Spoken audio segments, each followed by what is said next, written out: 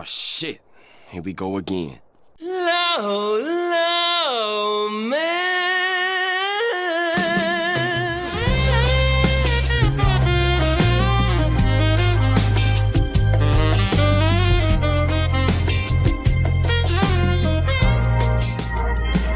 Low, low, man.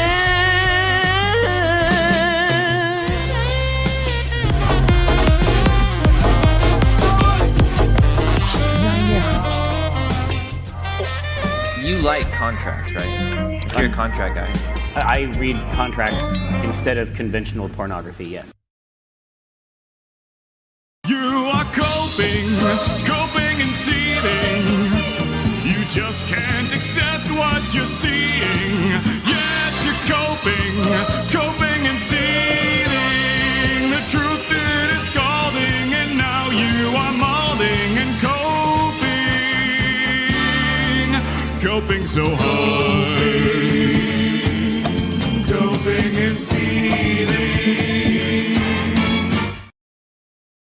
What's up, everybody? It's your boy Andrew Esquire here today, and I did not scuff it, baby. We didn't scuff it today. You know, you can have one or two. You can have on time, you can have scuff.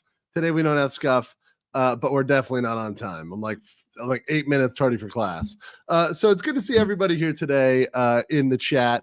Good to see everybody here. I know there's 69 likes, and I know that's an awesome number, but let's get that number up as you come in. Just like the video. Much appreciated. I know. I'm here for the 69 too.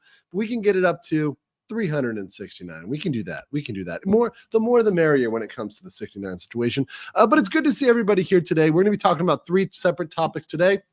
Asmongold, him stepping down, and kind of this is yet another story of when you apologize, it really doesn't help. But we'll get into reviewing that. I want to actually go through his whole apology and some stuff that I agree with, and some stuff that I wouldn't have said if I were him, and just a review of that. And some of the fallout thereafter. Then we'll talk about a ex-Niji liver, formerly Kyo Kaneki of Nijisanji, who is obviously has now left Nijisanji, has graduated, and went on an unhinged rant attacking what appears to be Sayu. I would assume to be Sayu, and beyond that, making some crazy statements about what they can do legally and some other things in Nijisanji, which I want to look into as well.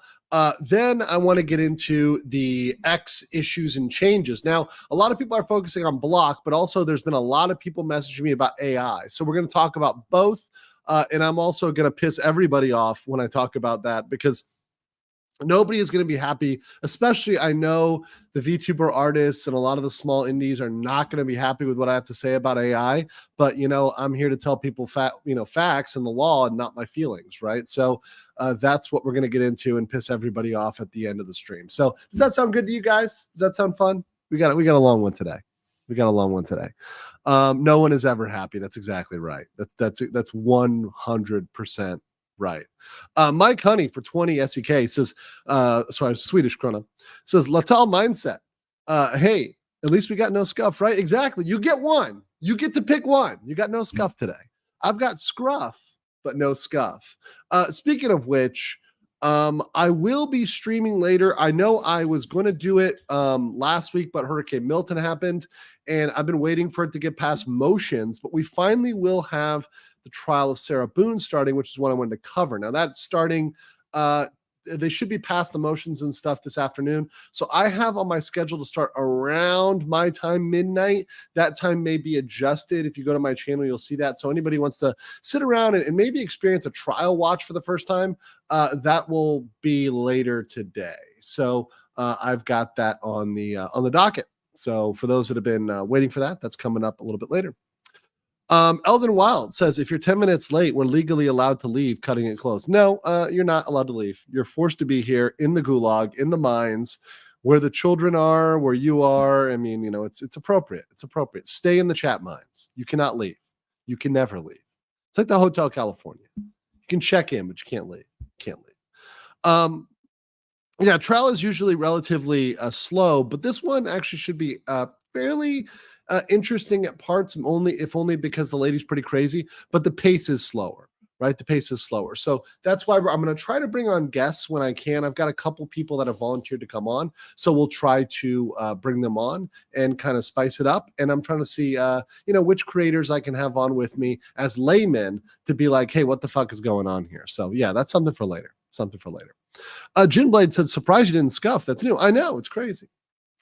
Solin says, damn, gorgeous long man, delaying my beauty sleep time with straight L's straight from the L factory. Good morning, Andrew. Hey, good morning. Good to see you, Solin. Appreciate you, brother. All right. So let's just jump into this today. Actually, I've got some clips. Let's start. I've got two Narissa clips. I'll show one at the beginning and one at the end. So let's start with a clip. Before we get into the negativity, we got to have some fun, right?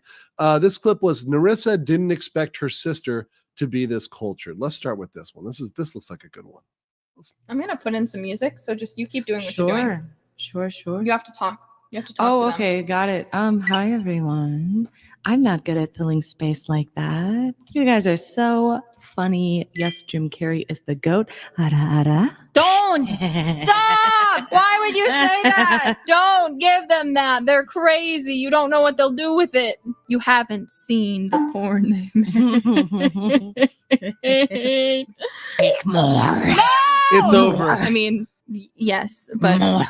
Rule Yeah. 34. stop. Queen, chill. It's already out there. It's already out there. That's a rule for today. In fact, we're going to talk about that today. It already being out there because it is out there. Yeah, she even threw it in R for free. It's done. It's done. Sister is based as fuck. Exactly. I like her. I mean, I'm a big fan of these sisters. Every time I see a VTuber stream and it's like a mom or a sister, I'm like, I approve of this message. Legal Mindset approves this message. I'm a big fan of sisters and moms. Big fan. All right. So let's get into the Asmongold stuff, huh? So obviously, a lot of people are celebrating Asmongold, kind of taking this L. But let's get into the actual meat and potatoes of his apology and kind of break that down first, because as always, the original source is often the best, and you should really turn to original sources when you're looking to evaluate information. And we've got his apology here. So we're going to watch this. It is 20 minutes, but I'm going to put this on 1.25x speed. So hopefully it's a little bit faster and kind of gets through it again. So we'll watch this through, and I'll pause it when I want to kind of reflect back and talk about it. But in general, I will say this. As from what I understood, Asmongold always had the theme and the mantra of never apologize. And this is kind of, to me, the reaction from this, and we'll show, how people reacted to this. It kind of shows that the apology doesn't really help, especially not a detailed apology, et cetera, et cetera. It only comes back to bite you, because people use your words and what you say and what you mean in a heartfelt, sincere way against you to make you seem like a horrible, horrible person, right? So let me just play this, and then we'll get into it. Hey guys, I wanted to talk to you all about what my reason was for getting suspended on Twitch, and also what my plans are going forward. I'm going to try and structure this video into two parts, where the first 1.2, is he really that fast? Is he usually that fast? Damn, 1.25 with Asmon is like fast. part is going to be me talking about the Twitch suspension. Second part is going to be talking about myself. And the first thing I want to start off with is something that I know it might sound a little bit insincere because of how ridiculous this is, but I really mean it. And if you listen to the whole video, I hope you can see why. Everybody who's come and spoken out and talked to me and said stuff about me, aside from the, oh, you should kill yourself or something like that, I want to say that I really appreciate you. And okay, I'll put it for now in one. We'll put it back. He is Speedmangold, so it's pretty fast. It's pretty fast. I can listen to stuff that fast, but I'm conscious of the audience. I think this has been something that's a long time coming, and I actually think that this is something that not only I deserved, but it's also something that I needed. And I want to talk about what... And one thing I wonder is the way he structured this. So throughout all of this is, I always think, and I don't know, and this is just my thoughts, right? And maybe you guys share the thoughts, but how much of this is his words and how much of this is what he was told to say by either his agency or his agent or his companies that he's affiliated with? How much of this was himself and how much of this was somebody else influencing him to say it? I wonder. Now, I don't know, but that's just something that throughout all of this, as I'm listening to him saying this, right, I'm like, this really in certain ways just come off as a genuine corporate statement, right? Like this, it comes off in parts like a corporate apology at certain parts. The reason for that is, but I'm not saying all, and by the way, to be clear, what I said there is at parts, not the entire thing. I think there's parts of this that are absolutely genuine, that absolutely are real. And I'll touch on that when we get to it. I want to start off and just make sure that that's actually very clear. So a couple of days ago, I made some comments about Palestine and also about Hamas and, you know, some just general, you know, basically opinions that were trivializing the genocide that's happening there. And I don't really want to like mince words or like try to like, oh, I wasn't justifying or, you know, promoting it. I said something about it that was disgusting. I said that I didn't care about innocent people getting killed by another force, by anything. And I think that that's a horrible, disgusting, mean-spirited thing to say. And I don't necessarily think that it was really racist, really. But when I'm using language like Palestinians or like the people there, rather than what my real language was, I've always been very outspoken and very against religious extremism. And I still am. I think that any religion and any way of thinking that's going to cause you to put other people in like kind of positions below you as like, you know, like gay people, women, people with disabilities, anything. And okay, so right there, he's actually in a way sticking to his initial statement. He just is using examples now that are very articulate that people have hard times disagreeing with, right? So if we talk about disabled people, LGBT community, women, right, you can look at certain cultures and certainly even the ones that he spoke about, right, and say, well, if you're in Saudi Arabia, women are not treated the same way as in the US. If you're in Iran, right, and you're LGBT, you're not treated the same way as you're in the US, legally, interpersonally, publicly, etc., right? So there are substantial differences. And if you actually believe, even if you're somebody who's on the left and you're wildly on the left and you believe that those rights are a fundamental good, right, because you're obviously advocating for them in the West, then you would say that any society, culture, laws that restrict that are fundamentally bad, right? So if that's your worldview and you believe those are fundamentally good, those are fundamentally bad. So he's still sticking by that statement. He's actually hasn't backed down off of that specific statement. He's just apologizing for what he's apologizing for is more of the context, which he'll elaborate on here. Anything like that. I think that that's a really bad position to have, and I really don't like that. And I think that my problem and my fault here was that I was making a criticism of religious extremism, and I made no effort. And I feel like almost I've rewatched the clip, right, or a number of the clips, and it's like I've almost made an effort not to draw a distinction between the two things. I think that a lot of us here can easily say that we're against religious extremism, and I am. But whenever I categorize everybody in the area as this like group, then I'm the asshole. And I was the asshole. And that might be a thing. Once again, there's maybe a distinction here to draw in what he's saying between issuing an apology and issuing a clarification, right? Because a clarification, I think it can be fine, right? So an apology is saying, I am sorry.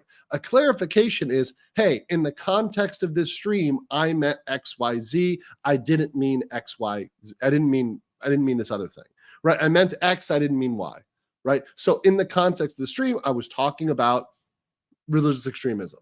I know it sounded like I was talking about everybody who's Muslim or everybody in the Middle East, but that wasn't my intention. I was talking about religious extremism. That's a clarification. I don't think there's anything wrong with doing that. I think you can clarify without apologizing, without saying, I'm sorry, saying, no, here's my clarification. This is what I meant. I still stand by what I mean, right? So you haven't backed up, but you're clarifying.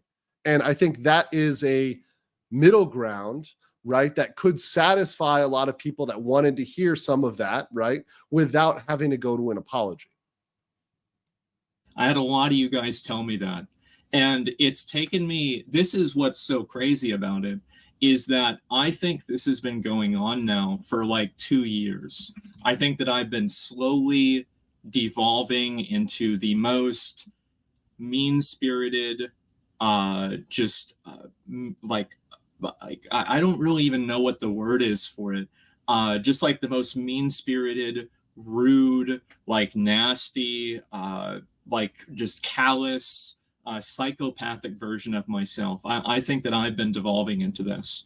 And a lot of my friends have told me this. My dad has told me this. He said, you've got to chill out. You've got to calm down. I've been like, oh, that old man doesn't know what he's talking about.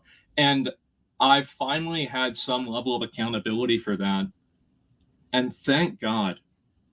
I look back at some of the things. And this is the part where he gets in the self-shaming. And this is the part where it's like, I need to be held accountable. And that word specifically, that word accountable, that word is a word that is used in a specific way, right? Cancellation is accountability, right? So just understand that those words have been associated. Deplatforming is used intertwined with accountability, right? That specific term. Things that I've said and done over the past. And also, I don't know what the fuck is going on with his lighting. Maybe he just opened a window or something. I have no fucking clue. 2 years. And I don't think that I've been wrong about everything, obviously, right? But there have been ways that I've communicated and ways that I've acted that are indefensible. And I think it's, looking back on it, it's just disgusting. And it's something that when you get lost in the sauce and you get fixated around like listening and reading feedback and, you know, just getting hyper fixated, this is like your entire life, you lose a perspective on reality and you lose a perspective on the world. And I think that that perspective was brought into perspective yesterday and the day before when I was making comments like this. And I feel so stupid. It's crazy. So I'm getting all these people making negative comments toward me. Everybody is telling me like, oh, go kill yourself. I hate you. Everything like this. Which is a normal day on the internet, to be fucking honest. If you have a real opinion, you're going to have people telling you to go kill yourself and, you know, fuck you and call you all. That's being on the internet and having a real opinion. Do you know who reached out to me? And they wanted to talk and have a conversation and see if I was okay. It's people that were Islamic and people that had fucking family in Palestine. And how humiliating is that? How absolutely humiliating is that? And these were the people I was trying to say were bad. And I feel like such a fucking stupid asshole. That's not uncommon. You know, whenever I cover controversial topics, I often have people reach out to me and say, hey, and they're from that group that I may be, you know, talking about and saying, hey, you guys need to calm down. Whether that's managers, I had managers reach out to me. Whether VTuber managers reach out to me. I have certain people that reach out to me when I cover different topics, laws. They'll say, hey, I'm one of these people and here's my concerns, right? And I appreciate that, right? But that doesn't invalidate my point, right? My point can still be correct, right? So just because someone reaches out and is good does not necessarily override one of my points. Also, one thing we do need to remember, and we often forget, is the exception doesn't prove the rule. Just because you may have an example, a singular example, a handful of examples, that doesn't necessarily overturn general themes or generalisms, which may be true about the majority of a population, maybe even the super majority of a population, 75%, 80% of a population. It may be true, but just because you find 1 or 2 or 3 or even 1% or 2% of a population that is the exception doesn't prove that the rule is wrong. And I think we've got into a world where people aren't willing to talk about these generalisms because they'll say, but there's one exception. And I said, that's not the world we live in. That's not the world we function in. You function based on rules, and then exceptions, you can say, yes, of course there's exceptions, but you function on general rules. So, you know, if you find the one person that is the exception to this, good job, they get a sticker. but your statement still stands. It doesn't make what you say untrue. Really do. I've always been I guess like I've always been kind of like an atheist, and even as a young kid, I was raised Roman Catholic, and I was always very defiant towards it. And I've always had a negative opinion of religion, and I've also had a negative opinion of religious cultures. And I think that opinion is definitely shaped by the media that I've created, and the media I've created for myself, and then also just the media that exists, the media that I've chose to seek out as well. And I think that media has allowed me to have certain predispositions and certain biases that the truth is that don't have any sort of relation to what my own real life has been experienced, or my own real life experience has been, excuse me. And so I've been spending a lot of time talking to those people, and I've seen people like fans of mine, like I had viewers messaging me on Discord, like, why are you saying this? Like, do you want to talk? Do you want to, like, I'm willing to talk to you, and like, let's try to work this out, right? We love you. And I scrolled up on their messages, and these are people that messaged me in like 2016, 2017, 2018, like, I love your content, I love your stream, I love you, right? And now they get to hear this from me, and I just feel like such a stupid, belligerent fucking asshole. I really do. And I'm sorry. I really am. I think that it's... And by the way, guys, I'll get to your super chats and everything in due time. And I will say real quick, thank you, LJ O'Rourke, for the 10 Legal Mindset memberships. Absolutely based. Appreciate that. Yes. And if you're one of those that received those memberships, please say thank you to LJ for that and for supporting the channel. Thank you, everybody. Extremely fair to criticize religious extremism. And I think that it's extremely unfair to categorize everybody in part of that group as religious extremists. Well, that's true, right? So it is factually true that not everybody who identifies with a particular religion is a religious extremist. However, there are religious extremists within pretty much every religion, right? And there are some that have a higher percentage of religious extremists than others, right? I think it is, and I'm really sorry for that.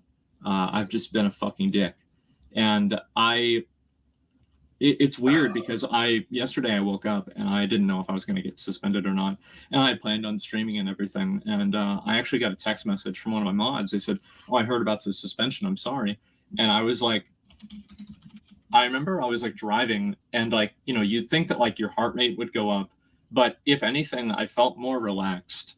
I felt like finally I have a moment to just take a step back and breathe and think for myself and just stop, just like get out of my own head. And I spent a long time like just writing basically a list of all of these things that like I think that I should be doing with my life. And this is going to be kind of the second part, by the way, of the video. Comments that I made were pretty much about religious extremism. I think it's bad, but I've categorized a lot of people in that way. That was unfair. It's wrong for me to have done that.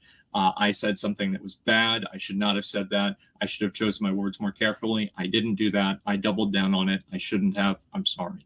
I don't know how he doubled down. That's what I actually don't get. Like, how did he double down? He made one statement. I don't know where he doubled down. Is he talking about maybe he doubled down in his conversation with Hassan or in some sort of subsequent time? I don't know how he doubled down. I think his conversations afterwards, he added more nuance, right? So I actually don't know where the double down was.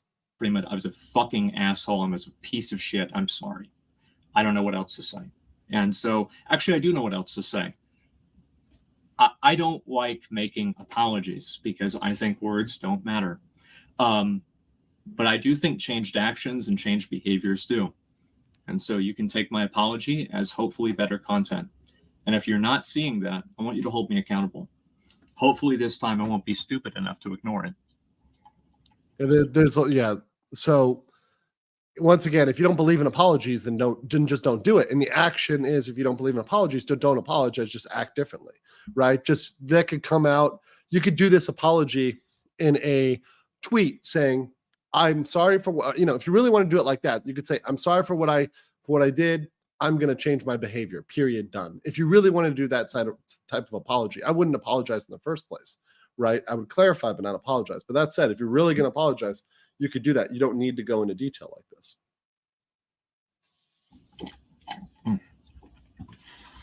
Mouth is pretty dry.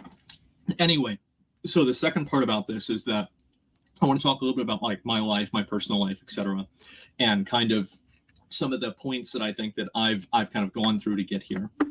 So the main thing is that for the past, like, I would say like 10 years or so, if you look at my life like this, I would have said 10 years ago or maybe 8 years ago, streaming was like this, right? YouTube was like this. And now I would say that my life and streaming are basically the exact same size. And what I mean by that is that streaming is my entire life. Doing this is my entire existence. And I think that the process of that has been extremely unhealthy for me. And I think that what it's done is that it's allowed me to become such a one-dimensional person that I'm not even a person anymore. It's like I'm in Dark Souls, I'm going hollow or something. And I think about like all of the, you know, like Okay, that's pretty extreme. I made a list. And that like that description of himself, like that is pretty extreme. And I hope he doesn't genuinely feel that way, right? I mean, we can all go through ups and downs in our life, but you know, I don't think anybody is completely that empty. Of all of the things that I'm not doing in my life that I should be doing. And I was writing it down and I'm like, you know, fucking like, I'm just going and going and going. I'm like, oh my God, I think it'd be shorter if I transcribed the Bible. Like, this is insane. Like, I'm like, whenever I have everything written down line for line, it's like, oh my God, I'm ruining my life. I've been existing and I want to, at a certain point, actually try to live my life. Well, and that's a different thing. So, see, I can actually sympathize with this part of it because a lot of streamers, there's a big problem of like, are you living your life or just sitting in front of a computer all day, streaming all day? And I get it, right? And some streamers who do 2-a-days or streaming for 12 hours a day or whatever, and you've got other business things you're doing or other things you're doing, you're not enjoying your life. You're not, you know, going out and touching grass. You're not, you know, doing your life goals. You're not accomplishing where you want to be. That's something I can identify with. And that's something that's very real. It's real for everybody, even people, just you guys, everybody, right? You can have goals that you're not achieving and you sit over and you think, you know what, fuck it. What am I doing? Like, is this going to get me where I want to go? Or am I just spinning my wheels? I understand that. I empathize with that. Unfortunately, this is the thing that got him to think about that. I think that, you know, there's a lot of reasons why you can come to that conclusion. It's really fucking unfortunate that this is the thing that was like the straw that broke the camel's back to make him think about that, right? So very interesting. Very interesting. And I don't think that I've been doing that. And so what am I going to do? How am I going to do that differently? And what does that mean for my stream, etc.?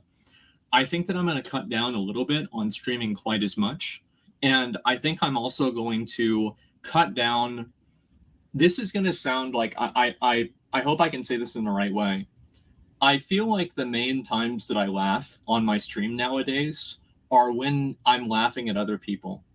And I look back on videos that I did from 2020, 2016, and 17.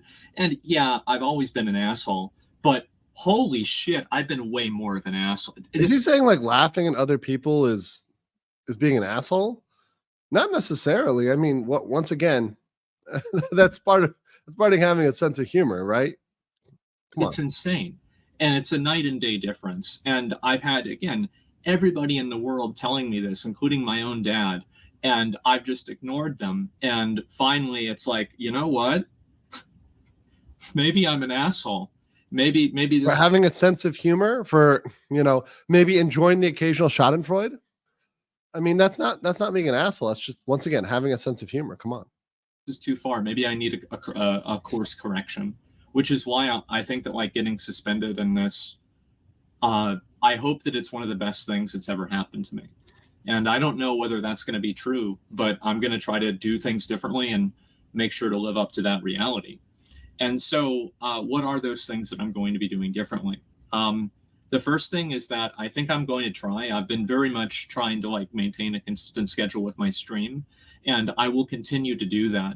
I want to get up and go to bed at relatively the same time. I want to live a normal life. And also I want to spend maybe a little bit less time streaming, and I want to spend more time creating my own videos and doing my own things and spending time on things that I really enjoy, and basically just like expanding my existence as a person. I think that ever since I started like OTK and I got involved with that, and then So here we get in the business, and here we get to some legal stuff, because we're going to talk about the legal provisions with this that are related to the corporate separation of OTK and Starforge, and we're also going to go through the statements by them. But there are actual clauses that would allow them to separate from him in this sort of situation. Like other Starforge and like Mad Mushroom and Mythic and everything. Like honestly, it's been too much for me to handle. It's been completely too much for me to handle, and I've been losing my mind dealing with it, and I try to hide it the best I can, because I try to do the best, right? I try to do my best. I it doesn't matter how hard it gets. You just keep going. You just keep going. It doesn't matter, and eventually it does matter. And I think that I've negatively affected a lot of them. And I also don't want to talk about that just in the context of... And hold on, by saying that, okay? So hold on. You have something called a fiduciary duty, right? As a CEO, as an executive in a company. So one thing he's hinting at here, when he says that, makes a statement, I think I've harmed them, right? Now it's not a direct confession to it, but it's almost an implication that he saying, okay, I feel like this is a breach of a fiduciary duty or a breach of a clause, perhaps a breach of a morals clause in their partnership agreement over OTK, over Starforge, saying, I feel like I've done some wrong here, right? And it could, once again, open up to liability if he didn't step down, right? If he didn't step down. Just like this recent controversy. I want to talk about this in the context of the last 2 years. Right, and it's an implication he did something wrong, which under the, like, based on nothing about his statement that he made, which was his personal opinion. Nothing about that personal opinion. We went over the entire thing. Nothing about that was illegal. Nothing about that was an impermissible personal opinion in America. That personal opinion is one you can have in America. It's 100% legal. There's nothing wrong with somebody having that, other than that it's offensive to other people. Right? So people can have offensive viewpoints in America, and it's not illegal, right? However, what they could do is they could say, hey, this is a controversy, right? You've created a scandal, therefore it's not good for our business. And if you don't voluntarily step back, we're going to sue you to separate you from this, right? We're going to breach of our partnership agreement contract, right? We're going to separate you from this because you've breached that clause, or they perceived you as breaching a duty. But he's going beyond that now. See, now he's going beyond just saying, okay, I am responsible for what I said about Israel and Palestine. Now he's going into saying, like, I've been neglecting this based on the amount of time and focus. I think that I haven't really been able to fulfill my responsibilities as a leader in a lot of cases to them. And I think that I've let a lot of people down. And there have been fulfill my responsibilities as a leader. That's very damaging. Things that I've done that are positive as well. But I think that one thing this thing has taught me, this whole situation has taught me, it's made me realize, is that I need to get myself in check. I need to get my mind under control. I need to, like, just get my life. I need to fix my fucking life. Like, it's insane. Like, I think about it, and it's in shambles. Everything about my life is basically fucked. And I'm going to take a step back from all of that. I'm going to step away from my leadership position and OTK and Starforge and everything. I want to, and they're fine with that. They respect that, and I want to do this. And I want to do this not only for them, but mainly for myself, so I can be a better version of myself for everyone. And I want to apologize to all you guys, my viewers, that I don't think I've lived up to that. I think that I can be a lot better than what I am right now. And I don't even think that I've been putting in half the effort that I should be in the way that I should be. And I'm sorry. And so my plan is to, when I get unbanned, I'll keep streaming regularly, right? And I want to focus more on trying to do things that are fun, trying to laugh more with people rather than at people. I'll still laugh at people every once in a while, okay? Like, let's not get ahead of ourselves here. So a little bit of levity there, right? But there's nothing wrong with doing things that are fun. Once again, it was fun what he was doing before. Laughing at people is also fun too. It's about a focus, and it's about a tone. I listen to my tone in the clip, and I just sound like such a piece of shit. Really, at the end of the day, I sound like a piece of shit. I sound like a terrible person, and it's just so mean-spirited and callous and just mean. And I don't want to be that person anymore. And I've spent a long time growing up. The time I did, I was an r/atheism enjoyer. I have a very negative opinion of a lot of religions. I've had which is totally, if that's your take, that's totally legal. There's nothing wrong with being skeptical of religions and being an atheist, right? So there's nothing wrong with that. And if you're skeptical of religions, then you're skeptical of every religion, including Islam, right? Which is not a crime or a sin, right? You can be skeptical of religion. That's legal. You can also be religious. That's legal as well. You can also be Christian or Jewish, right? And by the way, if you're Christian or Jewish or Buddhist or Zoroastrian or whatever the fuck you are, then obviously you don't believe in Islam, right? So you can say, yeah, I believe everything in Islam is bullshit, right? You're totally allowed to say that. There's nothing illegal about that. If you're a Christian, you cannot also be a Muslim. If you're Jewish, you cannot be Muslim. If you're Buddhist, you cannot be. I mean, these things are in conflict, right? You have to choose a lane, right? If you're an atheist, you cannot also be Muslim, right? So yes, inherently, by having one belief or lack of belief, right, or lack thereof, right, that is to the exclusion of others. And I know that hurts some people's feelings, but that's the reality. You can't dual wield religions. The experience firsthand of the negative effects of Christianity and the way that I view that. And I've always read a lot of very bad things about Islam, and I've made a lot of criticisms of it. I've talked to a lot of people about it. I've heard a lot about it, and I've been like watching things about it, and I've been like hearing people telling me this is the way it is, but I've never seen it. And I actually think that after all this, I think towards the end of next year, I think I'd like to visit the Middle East and see it for myself. Oh boy, that's going to be a hell of an arc. Okay, So I'm gonna take down this poll. So do you think Asmongold's apology was genuine or forced? 24% say 100% genuine, 55% said mixed, genuine and forced, and 22% say forced. So more people thought genuine than forced, but most people think it's mixed. But okay. Let me put this. Asmongold religious arc coming, right? Just a yes or no poll here. Is he gonna have a religious arc? We won't even guess what religion it'll be, although, we'll see. But yeah, is the religious arc coming?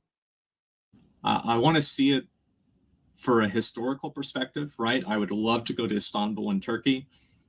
There's no ulterior motive there at all. But it's not just that. I'd love to visit places like Saudi Arabia, Dubai, any of the other places. I mean, the truth is that, and this is the worst thing about what I said, some of the places that I would want to visit, I might not be able to because of the way that they're like just the internal strife, the actual literal wars that are going on, people being literally killed there, and I might not be able to do that. But I want to do it, and I want to see it. That's true about a lot of the world, and a lot of people do comment on things about places that you could not visit or go to. That's very common. Myself, because I don't like believing what people tell me, and I think that when I do, I end up being a fool, and I want to see it. I want to see it for myself, and I want to experience it, and I want to live my life. And I'm going to try to clean up part of my house. I'm going to try to do this, and I'm not going to hire a cleaner. As I said, I was raised Roman Catholic. I view this as a penance, and I think I need to do this for myself. I need to take accountability for bad things that I've done and for letting my life get this out of control. And cleaning the room should be number one. I'm not going to lie. Cleaning the room should be priority number one. That I agree with, by the way. I don't need a get out of jail free card. So I need to do that for myself and for my own closure as well. And I think also I want to live for the idiots out there that, they're, like looking to me to be a role model, right? Oh, not a good idea. But there are people that will see that and they'll think maybe to themselves, maybe I should do the same thing. And if I can do that for one person, well, I've already done it for myself. I've already done a good thing, and so it could only get better. And so that's what my plan is. I'm going to try to like rethink my life. I have had a lot of people reach out to me, people I would have never expected reach out to me in a way. He should come visit. Yeah, he should come visit Asia. I would love to give him a tour of Japan or Korea or Thailand or the Philippines. That'd be fun. Vietnam, do like a motorbike trip with Asmon. That'd be cool. I would do that. I would give him a tour. Is that I never expected. And I understand that, you know, like I'm still very critical about, you know, religious fundamentalism, right? Entire group of people. You're just being you're being a piece of shit. It's like people said it was racist. I didn't mean it as racist, but if you listen to what I said, it's easy that you could assume that. So easy. And so I'm just a fucking idiot. I'm a fucking moron. I've been an asshole. I think that I've devolved for the last 2 years. I think that I've negatively affected other people too, in ways that I hate. I don't even hate to say this. Like I think I need to say this. I need to say it more. I've negatively affected people in ways that I regret. I think whenever I go back live again, I'll probably talk about that more. And, you know, like there's some just different people I kind of want to apologize to and, you know, take really going hard here. Accountability for things that I've said and done that have negatively affected other people in ways that were unfair and wrong. And that's what my plan is. That's about it. I want to say that I hope that now, after you've heard what I have to say, that a lot of you all can see kind of why I'm saying that I appreciate this. I really think that this is something I needed. And I hope that this is the next part of the rest of my life. And I want you guys to hold me accountable to that. So if I'm being a fucking asshole again, if I'm being mean, if I'm just being callous, acting like a psychopath, just treating people awfully outside of a WoW raid when they get killed by fire, but really laughing at people's misfortune, try to say, man, just chill the fuck out. Stop it. Just stop. And so that right there is the end of your ability to speak. Because whenever you allow other people to control your opinion like that, to tell you to stop, and you're going to say, I'm going to stop when like one person in the chat tells me to stop, like that's the end. You're game over. You're done. Like you can't do that. You can't be swayed by one person out there or two people out there or three people out there who come and say, hey, you shouldn't be doing this, right? That's not good. Now, if it's your friends, your best friend or something who's telling you, then yes, that's something you should take into account for. But he's saying, like, he literally just said here, I'm going to look at the chat. Like, I'm going to go to chat and be like, hey, chat, you're driving the ship. No, bro. And once again, you got to be your own person. Drive your own ship. Don't go the way of the chat, right? This is the problem. And this is the problem with so many streamers. And we're going to see this with the Nijisanji streamer when we watch his stuff. So many people are driven by the chat. And look, guys, I appreciate you. Senpai notices you, but I don't let the chat drive the course of my content. In fact, sometimes you guys will post Andrew L take, whatever else in the chat because you think I'm wrong, and that's fine, right? But you have to be able to be authentic to say, this is what I'm going to say, regardless of how I think chat feels, right? Or chat's going to get mad, right? No, fuck that. Fuck that. Yeah, exactly. See this? Fuck off, LM. Good stuff. Good stuff. You can't allow like some random people in the chat to drive the way you go. I'm going to do my best to listen. I spent 2 years ignoring it. Thank you. And look where it got me. This is not even the tip of the iceberg of the problems in my life. And I want to thank everybody for making me aware that that's the case. And hopefully I can avoid the iceberg, right? And so I want to say that's pretty much about all I've got. I'm sorry for a lot of people I let down, not just with comments like this, but also just with the way I've been doing things in general. I think that you guys deserve a much better version of me than what you've been getting. And okay, so that's the end of the cuckening of Asmon. So he should have never posted that. I mean, that's my personal opinion. That was completely unnecessary. He could have summarized that in a tweet or a message. I get that. At moments, I know he's being genuine. I really do, and I think he saw or heard from some people that really did have genuine stories where they were upset and he felt bad about it. I think he did genuinely feel that. But I also know that, especially regarding some of the legal side of the companies, like there's definitely people there, whether it was their lawyers or whether it was the other partners, that said, you've got to say this or there's going to be some trouble. There's going to be some trouble. Before I continue, I've got 32 messages. So guess what? I will get through them from like top to bottom.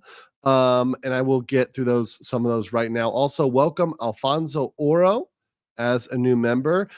Domi M, thank you so much for giving 5 illegal mindset memberships. Hello, beso department. And also, welcome Vlad Vox Production Studios as a new member. Thank you guys for those memberships. All right, so top to bottom here, Drexkin for 20 said, let's be honest, no matter if apologizing or groveling would have been enough, he should have never tried. Yeah, and let's look at this here. The case in point.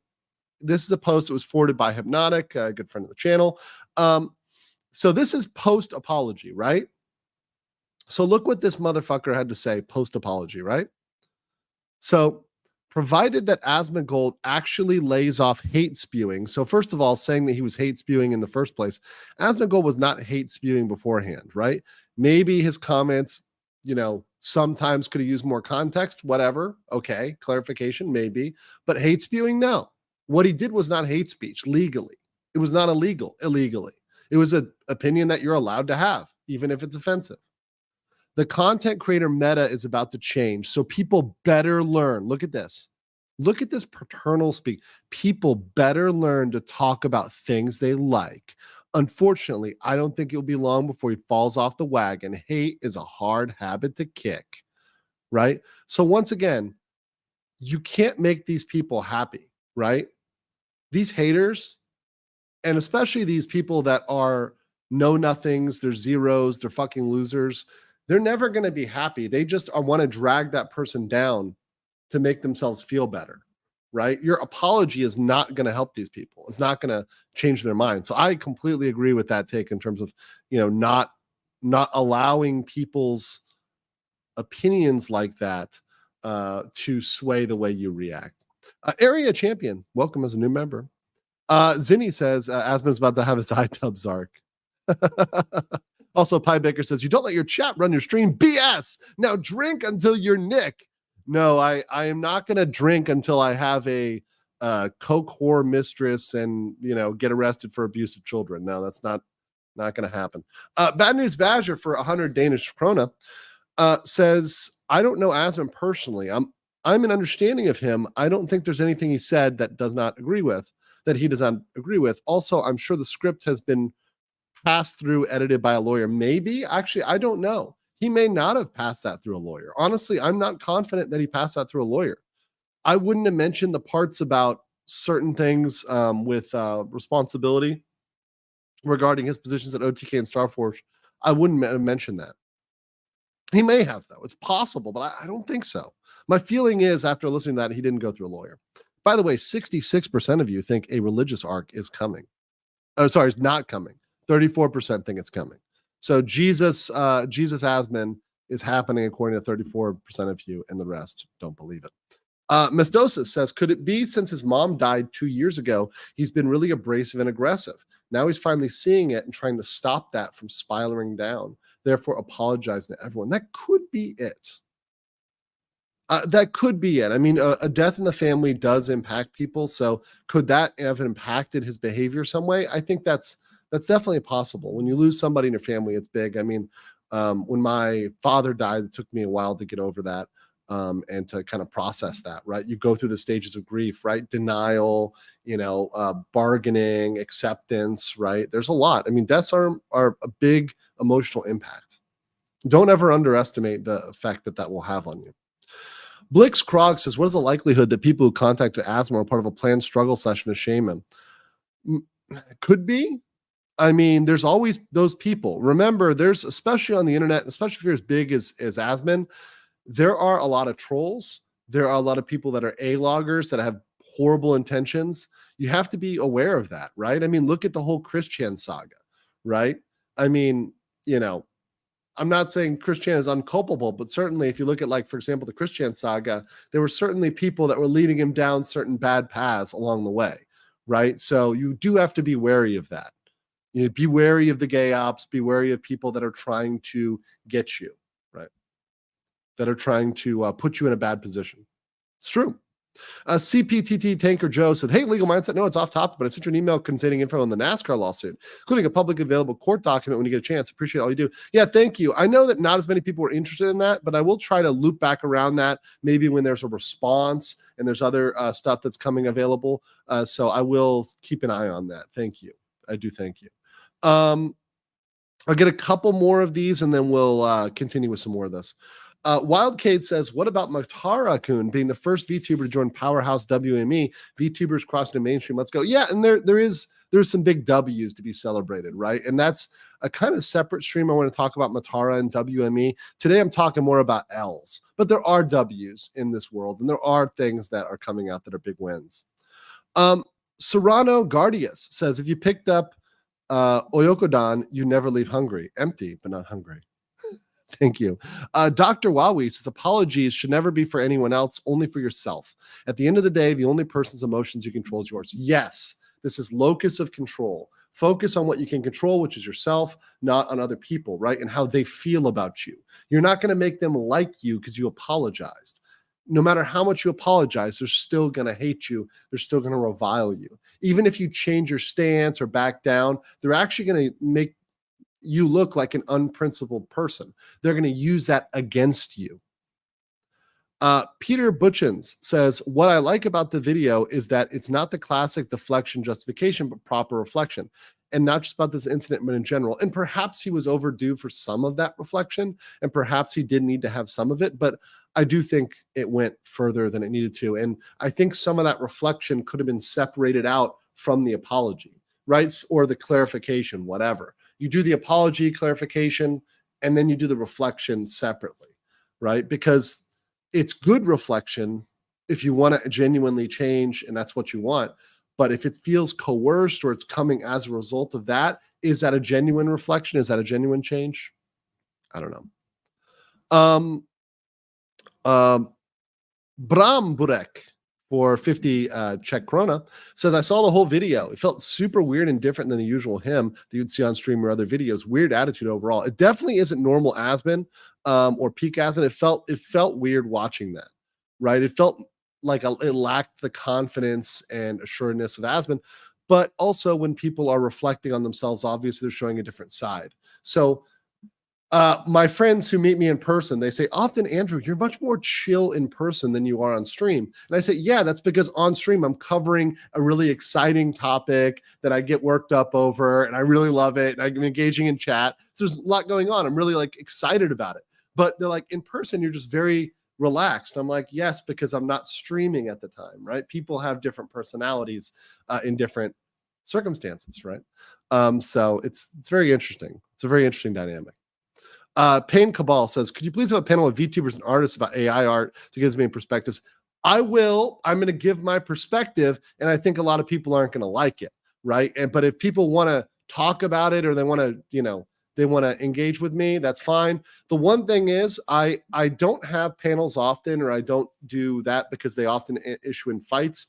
And like with any debate or anything else, we have to be on the same page in terms of the ground rules, in terms of the expectations, in terms of how we treat each other, right? This is not, my channel is not a place for people to vent all their fifis. It's for us to talk about practical reality, the way things are, rationality. I get that people are going to have a lot of feelings about AI. I have gotten 30-page emails. I'm not kidding. 30-page emails about AI art, right? From artists. I get that people are really hurt about that. However, we got to focus on what the actual issues are and what can actually be changed and what can actually be impacted, not what we can't help. Zinni says, a wise bald man once said, never apologize to these disgusting freaks. I wish this wise bald man took this advice to heart. Oof, oof. Din the Lamp, remember for 5 months, says, Asmongold, he bent the knee to the mob. According to the poll, not everybody thinks he bent the knee. Some people think it was actually genuine introspection, but I get that point. Daniel Rhodes said, he's a wuss. He's been a wuss. This isn't new. Honestly, to be honest, guys, I was liking a lot of the recent Asmon takes up before this. Before this happened, I was watching a lot of Asmongold clips, and I was agreeing with him about gaming, right? I was agreeing with him. I'm like, yeah, he's right about woke gaming and other stuff like that. Completely on point, right? Not being a dick at all. It's ruining gaming, right? Get it. We're on point. We're together. And I'm waiting to see how his viewpoints change or soften or, get caveated, or if he does a 360 after this. We'll have to see that. Hopefully to be honest, it doesn't ever hurt to take some time to clean your fucking room, like, do a Jordan Peterson, clean your fucking room, and to take a break and maybe travel a bit. That doesn't hurt, right? But I hope he doesn't fundamentally change. LJ O'Rourke says, honestly, at this point, I wouldn't be surprised if he pulls a PewDiePie. What, moves to Japan and gets a family? I don't know. Like, what's a PewDiePie? Yeah. Let's see. Tom Coyle says, all we need is newspaper and a guy with a scimitar to complete the ambiance. Oh, no. Mestos for 5 Singapore says, also feel he isn't as tough as he displays himself. Plus, his recent health issues made him aware of his shortcomings, like too much soda. Yeah, that's a big fucking problem. You need to lay off the goddamn soda. That will kill you. That will genuinely kill you. Charles G. 499 says, never apologize for being right. Very true. Drexkin says, does this situation kick off some sort of weird midlife crisis for Asmon? It could. It could. I think that's a distinct possibility. A distinct possibility. Zealand for 5 Canadian says, my take, Asmon apologized to his fans, not the haters. I didn't see that. And by the way, the thing is, these apologies were on YouTube for everybody. That was a YouTube clip. That wasn't a clip that was for a private community. It wasn't behind a paywall. That was an open clip. An open video. All right. I'm going to get 5 more, and then we're going to go with the rest of the Asmon stuff here. A Japanese demon lord Abari Lucifer says the Middle East is such an easy fix, like a PC reset it to where everyone agreed it to work, aka give it back to Greece.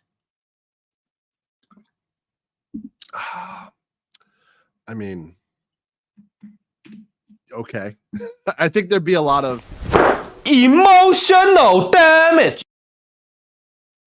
after that one. Solon says he's earning his white ally card in the browbeaten beta club, a branch of the extreme center, fence-sitting fundamentalist. Oh, no. No. Jordan Timpool. Musashi says, Asmon is a neocon Zionist in sheep's clothing. He is a night agency Disney hire, grown unorganically and part of the Nose Guard. Wait, is he defending Nick Rekieta? He's nose guarding? What? The rest of the stuff, once again, I don't know about any of that. And I didn't know his background, frankly. So yeah, I don't know about the nose guarding.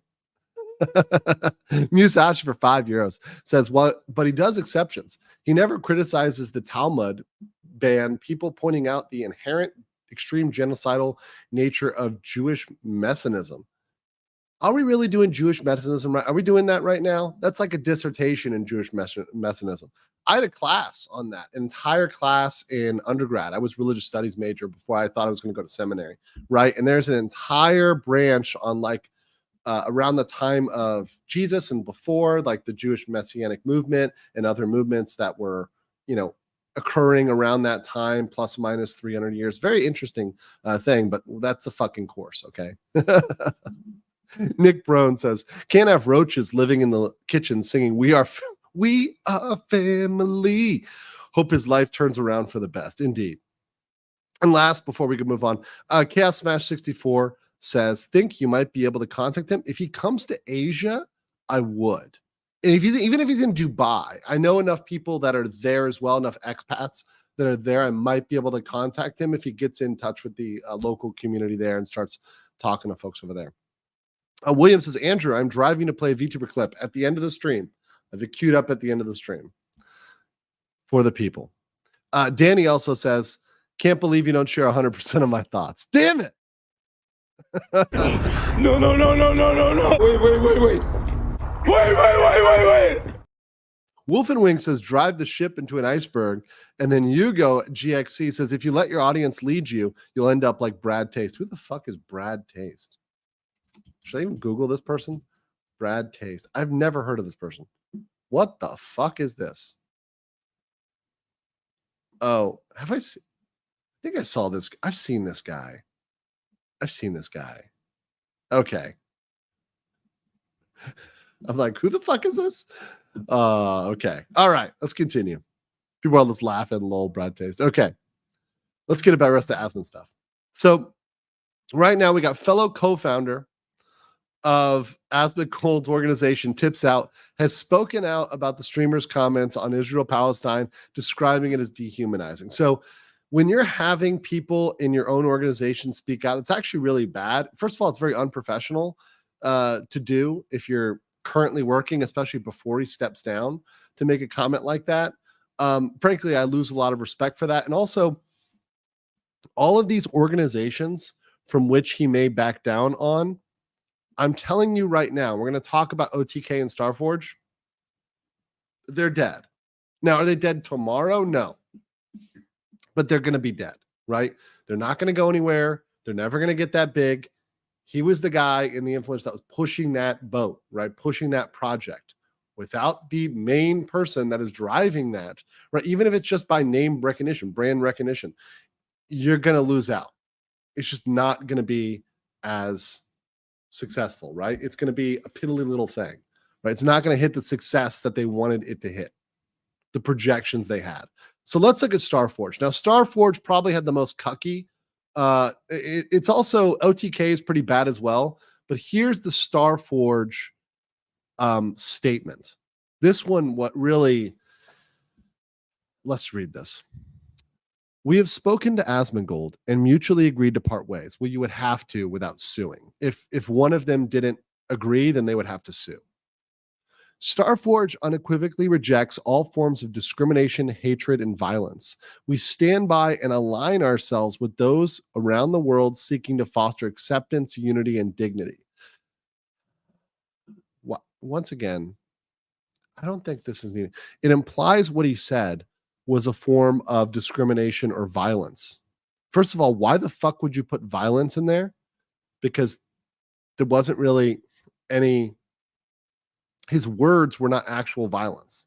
They were also not legal discrimination because this is not an employment situation. He didn't say, I'm not hiring somebody because they're Muslim. He didn't say, I'm firing somebody because they're Muslim. He never said that, right? It was an opinion, which is not any of these things. Other than perhaps you could say it might be hatred, right? But hatred isn't illegal. I know that people want to make it that way. And this is the problem with a certain segment of the population that believes hatred or being a hater is illegal. It's not. It's not at all, right? And if it was, and it was applied equally, there'd be all sorts of people that were in trouble, right? So, for example, I'm just going to use politics, for example, right? So if being a hater, then everybody who hates Kamala would be in trouble, and everyone who hates Trump would be in trouble, right? Because there's haters out there who hate people, but you're allowed to hate people. You're allowed to hate your political enemies. You're allowed to hate your rivals, right? You're allowed to hate whoever you want to hate. You're allowed to hate your ex-girlfriend's new boyfriend, whatever you want to hate.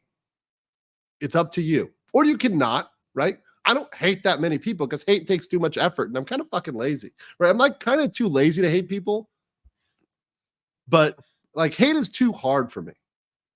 But you can be mad as you want. You can be mad as fuck. It's legal. There's nothing wrong. Don't let anybody tell you that you can't be mad at people. That's bullshit. Get as mad as you want.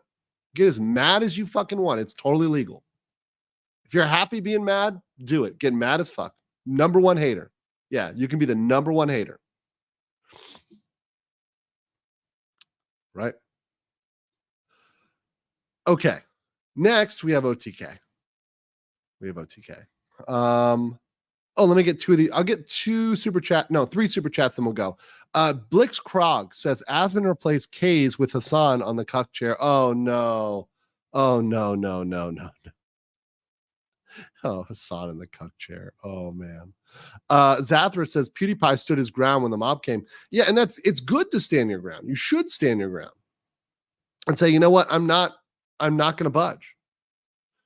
Dragon's Treasure said late to the party, but if you want to support a business who would say what Asmon said and never back down to the mob, support Dragon's Treasure T, code mindset. In fact, I'll put this here. So if you want to support someone who would say that and not back down, support Dragon's Treasure T, because Dragon's Treasure T is a unabashed hater, and he also hated the apology, right? So yeah. Dragon's Treasure, what's up, brother? JV Robergato said, one might argue that while you're technically allowed, it is not wise to bring geopolitics on your platform if you're not ready for the backlash or actually specialize in it. Yes, and that's JV. That's what I said yesterday on my Asmon stream. What was it, yesterday, the day before, whatever the fuck that was, right? It's not smart to talk about it unless you're ready for the heat. That's true, and that is very valid criticism, is that he's not a geopolitics channel, so maybe he shouldn't touch it. And I've learned this myself too, right? Like, okay, there's so much you know, but you should limit your comments, right? You should keep them restrained, because unless you're ready for that, to go political or to, whatever, politics, geopolitics, religion, unless you're ready for the smoke, like, don't step into it, right? I mean, I came very carefully into the VTuber space because I know there's, you fuck around with the VTuber space, you get fucked up, right? It's like stepping into K-pop, right? You got to be careful. And that's fine. That's part of the culture of coming into those spaces. I think that's totally fine. There's nothing wrong with that, with expecting someone to be ready for that. So a certain amount of heat for not doing some homework, yeah, okay, you can bust people's balls for that, for sure. Creosote says, Asmon is just a successful version of Chris Chan. Elderly parents, lives in a hoarder's hellhole, terminally online, his views should stalk no one. Yeah, I mean, he's gotten laid more than Chris Chan has, but that's about it. With like actual women, more than like biological women. Sorry, but put it that way. Biological women, more than Chris Chan has. But once again, and also there are some. He's monetarily successful. Chris Chan has never had monetary success, right? Ever. Right? Yeah, and also Asmon didn't grape his mom. Good point. Very good point. Yes. Not his mom, yes. Without his mom. So it's a fucked world we live in. It's a fucked timeline we live in. King Lugia, thank you for the 1 Legal Mindset membership. And he said for 6 Malaysian ringgit. Yo, what did I miss? Oh, just Asmon getting apologizing like he shouldn't have. Nathan says, I came very carefully into VTubers. Yeah, I guess that could be clipped out of context, couldn't it? I'm gonna have to play the Fillion clip. Oh, please! I'm sorry. I didn't mean it. Wait. Chat, I apologize for coming in VTubers. I apologize. Degenerates. You guys degenerates. Moving on. It be Seb says, as usual, for every hot take Asmon has had and been fined for apologizing is the thing that brings a hard blow. Yeah, exactly. He's had so many that he just sat with. And now he's actually saying even further that he's going to go back and fucking apologize for stuff he said in the past. What other stuff is he going to cut down on? Right? How far is he going to go? Florinova says, dude needs our change of scenery. He needs a change of scenery. But being forced to apologize like this is over the top. Personally, I think he could have chosen his words better, but Hassan is a disgusting one. Yes, and Hassan's a fucking liar, right? I was watching a clip where Hassan was saying that Iran is pro-trans. Like, no, I mean, Hassan legitimately said that Iran is pro-trans. Do you know how fucking delusional that is? Do you know how crazy that is? Right? I'm not sure if he knows anybody who actually lives in Iran. I do, right? My ex-girlfriend was Persian, right? In America for a while. We dated for 4 years. She had family in Iran. You can't be fucking trans in Iran, not walking around. I'm trans. Like walk up to the mullahs like, I'm super trans pride day, right? If you're a man, try to walk in a women's bathroom, right? See how well that works, right? Legally, right? Oh, in Iran, are they allowing children to force their parents to allow them to do gender affirming care like in Washington State in the US, right? The legal background is not even there. Oh, they're far ahead of the US. Iran is ahead of the US for trans rights. What the fuck are you smoking? Right? Are you insane? Like, tell me, here's the thing. Look, tell me the name and address of 10 trans people who are openly trans in Iran. I'll wait. You're never going to get it. Right? You're never going to get it. It's crazy. It's crazy. They beheaded someone for listening to music during prayer time. Yeah, you don't fuck around in Iran, right? It's, yeah, crazy. Premium cope. So the Gula for, what's HUF? Is that Hungarian? Wait, hold on. Hungarian Florent. Yes, I got it. Woo, baby. Andrew knows his currencies. Islam is conquering religion. Every word Asmon brother uttered was true. It's a shame he bent like a twig under pressure. Deuce Volt from the Hungarians who, held the line for years on the boundary there, and are still holding the line in Europe. They were with the Poles, but the Poles kind of cucked out. But that said, once again, you're allowed to have these opinions about other religions and denounce them and hate them and do whatever you want. You want to say Christianity's bullshit? You can say it. You want to say Islam's bullshit? You want to say Judaism's bullshit? You're allowed legally. Those opinions are not illegal in the US. Now, I'm going to say something real quick. In other countries, they are, right? There are certain countries where those opinions are illegal, and you can't say that, including some European countries which have changed their laws to make those statements illegal, to make them a form of crime. Right, so let's be very clear about that. All right, let me go with the next apology, and then we'll get the rest of these super chats. And I got 9 more, but I want to keep moving here. With OTK, let me get some water. Unlike Asmongold, I drink a shit ton of water. Normally. All right. Let's do this. A few days ago, Zach Asmongold made some comments that, and this is OTK, okay? It's OTK. Once again, his brand that he co-founded. He made some comments that even in his own words were disgusting and abhorrent. Okay. So see what they did there? See what they did there? They went out and they used his own words against him. So he went and apologized that what I said was disgusting and abhorrent. And what did they do? They used him. No, he did say that. He did say that in the beginning. He did say that. Right? But what did they do? They used it against him. Right? In his apology, he said that. So OTK denounces all forms of discrimination and violence. Once again, where is this violence coming from? Where is this? Where did he call for violence? He nowhere called for violence. What the fuck? And that sort of table cannot be. This is the problem. Why is violence in here? At no point was both OTK and Starforge mentioned violence. This is crazy. And this is part of this Western mindset where OTK stands for One True King. It's another company he was part of. But this is this Western mind rot that teaches you that words are violence. Words are not violence, okay? We have gotten so fucking soft in the West that we do not understand that violence is actual. We're talking murder. We're talking assault and battery, right? We're talking, physical impact, right? Not speech. Speech is not violence. I'm sorry. It's not. This sort of behavior cannot be tolerated. Yesterday evening, we spoke with Zach, and he'll be stepping away from his role at OTK and our affiliate Starforge, Mythic, and Mad Mushroom. So all these companies, right?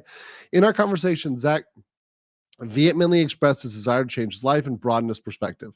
Earlier today, he posted a detail with his thoughts along with his changes to move forward. So this makes me wonder, since the video, did they endorse the video? And it sounds like if you look at the way they structured this, They said, in our conversation, he expressed a desire. And then later they say earlier today. So the implication here is they spoke to him before that apology. So they spoke to him and they had a, hey, we're cutting you out talk before he did his apology. We hope Zach remains committed to the promises he made to us, the community, and himself. In the meantime, OTK will continue fostering open and inclusive. There it is. It's the magic words. They said them. Open and inclusive workplace dedicated to producing the best live streaming content possible for our community players. Yeah. Okay. Said the words. Said the words. And you know what perspective those people are coming from. So it seems like his both those companies were already captured by a certain perspective on the world in general, right? Yeah, that's a dog whistle. DEI detected. Yes, Cabrudas would be proud. DEI is detected here. Maybe Sweet Baby's going to do some consulting with them, right? This is why. Isla Hans right here. Never apologize. They'll use your words as justification as they turn on you and crush you. Anything you say can and will be used against you. Not in a court of law, but in the court of fucking public opinion. They're going to use it against you. Hugo XGC says, Brad Taste, TLDR Cali hater, took a pic with Ethan Klein of H3H3 and had to apologize because pro-Palestine video, audience video on Tom Dark channel. Oh, okay. Okay, that's fucking weird, but okay. Aloxis says, in a few days, we'll see a video from Asma with wonderful long hair, a clean room, and a buff body called 2 Steps Ahead. I mean, if he has some sort of like, look, I'm all for him cleaning his room and taking care of himself. That's good, right? I need to take care of myself better in certain ways, and I'm trying to make improvements in those areas, right? Do a better job of like taking care of yourself. That's always important, and that's good. That's a good thing, right? You should take care of yourself because you're the only person who can do it at the end of the day. That's fine. Totally cool. Get that, right? But you don't need to do that because other fuckers tell you you're a bad person, right? That's not the reason. Can't wait for Asmongold's downward spiral to be covered by Andy and PPP. See you on Phil Stream, Trash Man. The Pill Stream. Oh, man. Oh, man. They will cover it. Yeah, Kino will definitely cover this. Kino's going to cover this for sure. Rolando Feliciano says, would this affect creators on other platforms that are involved in a certain legal case? Sorry, Rolando. What creators are you talking about? Wait, creators on other platforms? Which other platforms? Because I mean, honestly, it's not going to affect a lot more than Asmon's affecting Asmon. But in terms of like, if there's a legal case, I don't know how Asmon will get involved. Yeah, so I'm wondering what creators you're talking about, bro. The 1-2 King creators, are they in a lawsuit somewhere? I don't know if they have another lawsuit. Smash JT? It wouldn't affect Smash JT at all. Who else is it going to affect? Smash JT is like not involved in this at all. So, anyways, Asmon travel streams would be great content. Yeah, and honestly, that'd be good. I would watch. Like, honestly, if it was good content, like, might get a watch, right? Might get a watch. Hopefully, he collaborates with people that are good travel streamers or people living abroad, so he gets good good feedback. But that would be honestly fun if he does if he, instead of sitting in his fucking room, if he does travel streams and travels, right? By the way, I want to say real quick, thank you to everybody who has supported me so far and helped me on my way to getting a new webcam. I'm almost there. We're also put it up on my Ko-Fi, right? About $500 goal for the capture cam and the webcam, but we get 50% of the way there. I'm going to get the webcam. I'm traveling next week to Korea, right? So I am going to be trying to get a new webcam early next week in order to go to Korea and have better travel stream quality, because I will always be traveling, always. Now it's just going to be, once again, for my travel streams. For my regular streams, this is my home base in Bangkok. I have a full camera with a full setup here. So this is like the HD of the HD, right? Eventually, I'll replace the camera with a better camera at a certain point. We're not there yet. This one works just fine. All right, the good Korea. The best Korea. And also shout out to everybody that's coming. I know there's going to be a couple people from the chat here that'll be there. So I look forward to our trip in Korea. Bald Eagle 1787. Genocide solves problems. All civilizations have done it, and somehow they have never had the same problem again. Funny how that works. Well, there have been a lot of genocides over time, but once again, are they called genocides? Right? And they've gone all sorts of ways. So there's a lot of stuff. In terms, if you just call the mass death of people, I mean, there's been battles, wars, right? A war is just a giant genocide, right? People genocides on genocides during war, right? And there's wars going on right now, right? So there's a lot of that in history, throughout history. And once again, we can debate whether war is a fundamental good or bad, and whether the effect it's had on society. That goes a long way, right? Yeah. Haven't had that for a while though. In terms of like on a global scale, right? Oyamada 13 says, "Do you think Mick Town is affected?" Yes, they even said that he had to step down from leadership positions there. So he'll obviously still be a Mythic affiliated streamer. So they're not going to like terminate his Mythic contract, but I think he's going to step down from leadership. So whatever leadership position he had at Mythic, I think he's going to move down from that. Ribbon Blue said, "You can't be mad. It's free. You can just take it." Oh, are we going to talk about AI? We'll get to that when we talk about AI. We're going to go to the Quinn rant first. Musashi said, "There'll be no religious arc. It's the iDubbbz arc." Oh, no, that's even worse. Furious TV says, "Boo-hoo, it's over." I can't say that on. I gotta be a little bit sensitive on YouTube. It's over blank. Genocide is not popular. Ditzy says, "Asmon finding out who his real friends are." Yes, and you do find out, and during controversy, you find out who your real friends are and who your enemies are. Right? You find out who your real friends are, who's really got your back and who doesn't. Real quick, real fucking quick. KMW said, "Imagine if Asmon reacts to this video." He should. I would love him to. But he'd also see a bunch of people call him a cuck, a bunch of people saying, "Don't apologize, don't bend the knee." My take on it is he should not have done this. He should have at least, look, I get if he genuinely felt bad, then issue a clarification. That's all he fucking needed to do. If he felt bad because he generalized, issue a clarification. That's it. I've done that before. I've said, "Hey, you know what? I made an overgeneralization. I said women do X, or this group does X, or men do X, or Americans do X, and not all Americans. I meant the majority of Americans do X," right? So if I could say, "Hey, the majority of Americans don't travel a lot internationally," that's true statistically. You say, "Oh, but I travel a ton. I go abroad every couple months." You're the exception. You're not the rule. You're the minority, not the majority, right? Doesn't make the statement untrue. Mike's at Webcam Funds. Thank you so much. Appreciate that. Thank you. Arigato gozaimasu. Appreciate that. Or I should start saying kamsahamnida, right? So Creosote says, "Imagine if Asmon doubled down instead of apologized, goes on a hermitage, hits the gym, takes his money to Eastern Europe, and enters an Andrew Tate phase." Honestly, that would be all right, except for stop at the Andrew Tate phase, because that's where you get arrested, right? Like, pause at Andrew Tate because you don't want to get arrested. And Andrew Tate did a lot of dumb shit that led him to be on the radar of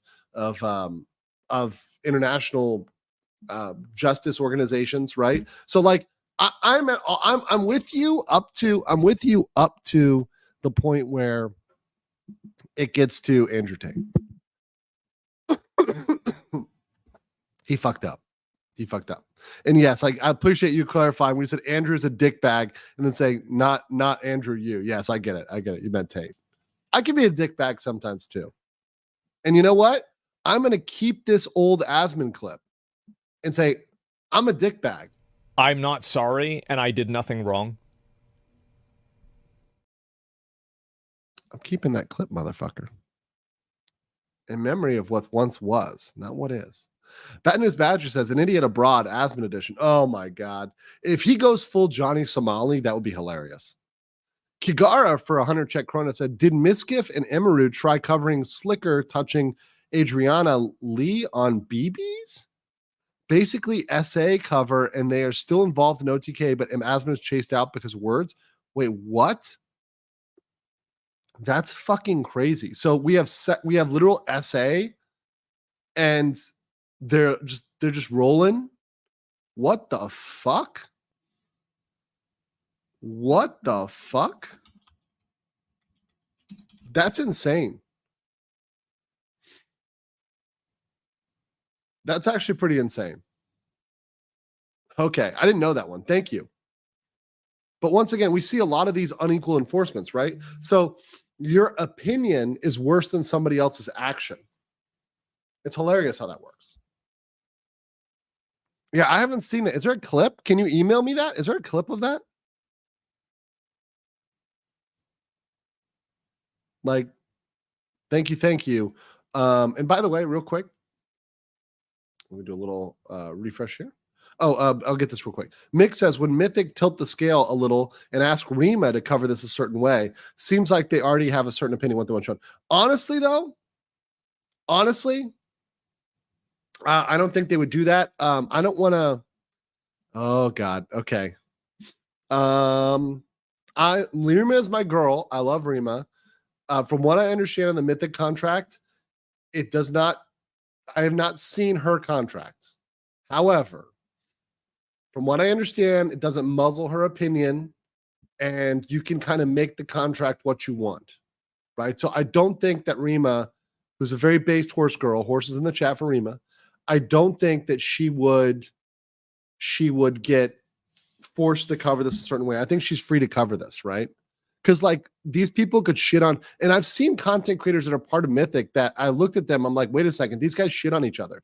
Like Tectone is part of Mythic. I actually didn't know Tectone is part of Mythic. And who hasn't shit on Tectone at some point? I shit on Tectone at some point, right? And I'm not saying Tectone is necessarily 100% an evil person. I'm just saying like I shit on his reading of a contract once because I thought he read a contract wrong once, right? But yeah, I don't think it muzzles Rima from covering people, right? There's also a lot of other content creators and VTubers in there. I don't think Rima would agree if she couldn't cover anybody who was part of Mythic. I just don't think she's that type of person. But that said, if you accuse them of a crime or something, then maybe there might be a problem. Like if you commit defamation within your own agency, that might be a problem. But defamation notwithstanding, which you shouldn't be committing defamation anyways. So just throwing that out there. And now I've got a lot of Tectone comments in the chat. Oh man. Musashi said trafficking children is not outside the scope of Israel. Neocon Zionists that would have been doing it with Tepstein and Lexner, Nicole Junkerman circles, so Asmon would be in his element. I know nothing about any of that. Thank you, Musashi. Frostbit for 5 says 3 things I've learned in life: never do business with family or friends, never go to business with shared ownership, and never apologize for lease. All 3 things I can endorse. I agree with that. No business with your friends, no business with shared ownership, and no apologies. And that's his problem too. He didn't own these companies. He should have just owned them and been like, I'm the CEO. I'm not co-founder, none of this other bullshit. I'm in charge, right? Or he should have just been somebody who's selling the products. Like, you know, he's just affiliate coding with them. But he shouldn't have been in like a quasi leadership. It leads to these bad situations. Because then you can be like, I'm the CEO, fuck you. It's sort of like what Elon does, right? Elon can do that because he's not co-CEO. He's not co-founder. He can just say, yeah, I'm going to do what I want. Yeah, I'm going to do what I want. All right. So next topic, we're moving on to the next topic, which is about an ex-Niji liver. Let me pull up his now. He's made his PL obvious, so I'm very sensitive, you guys know, to being careful about PLs. But he outs himself.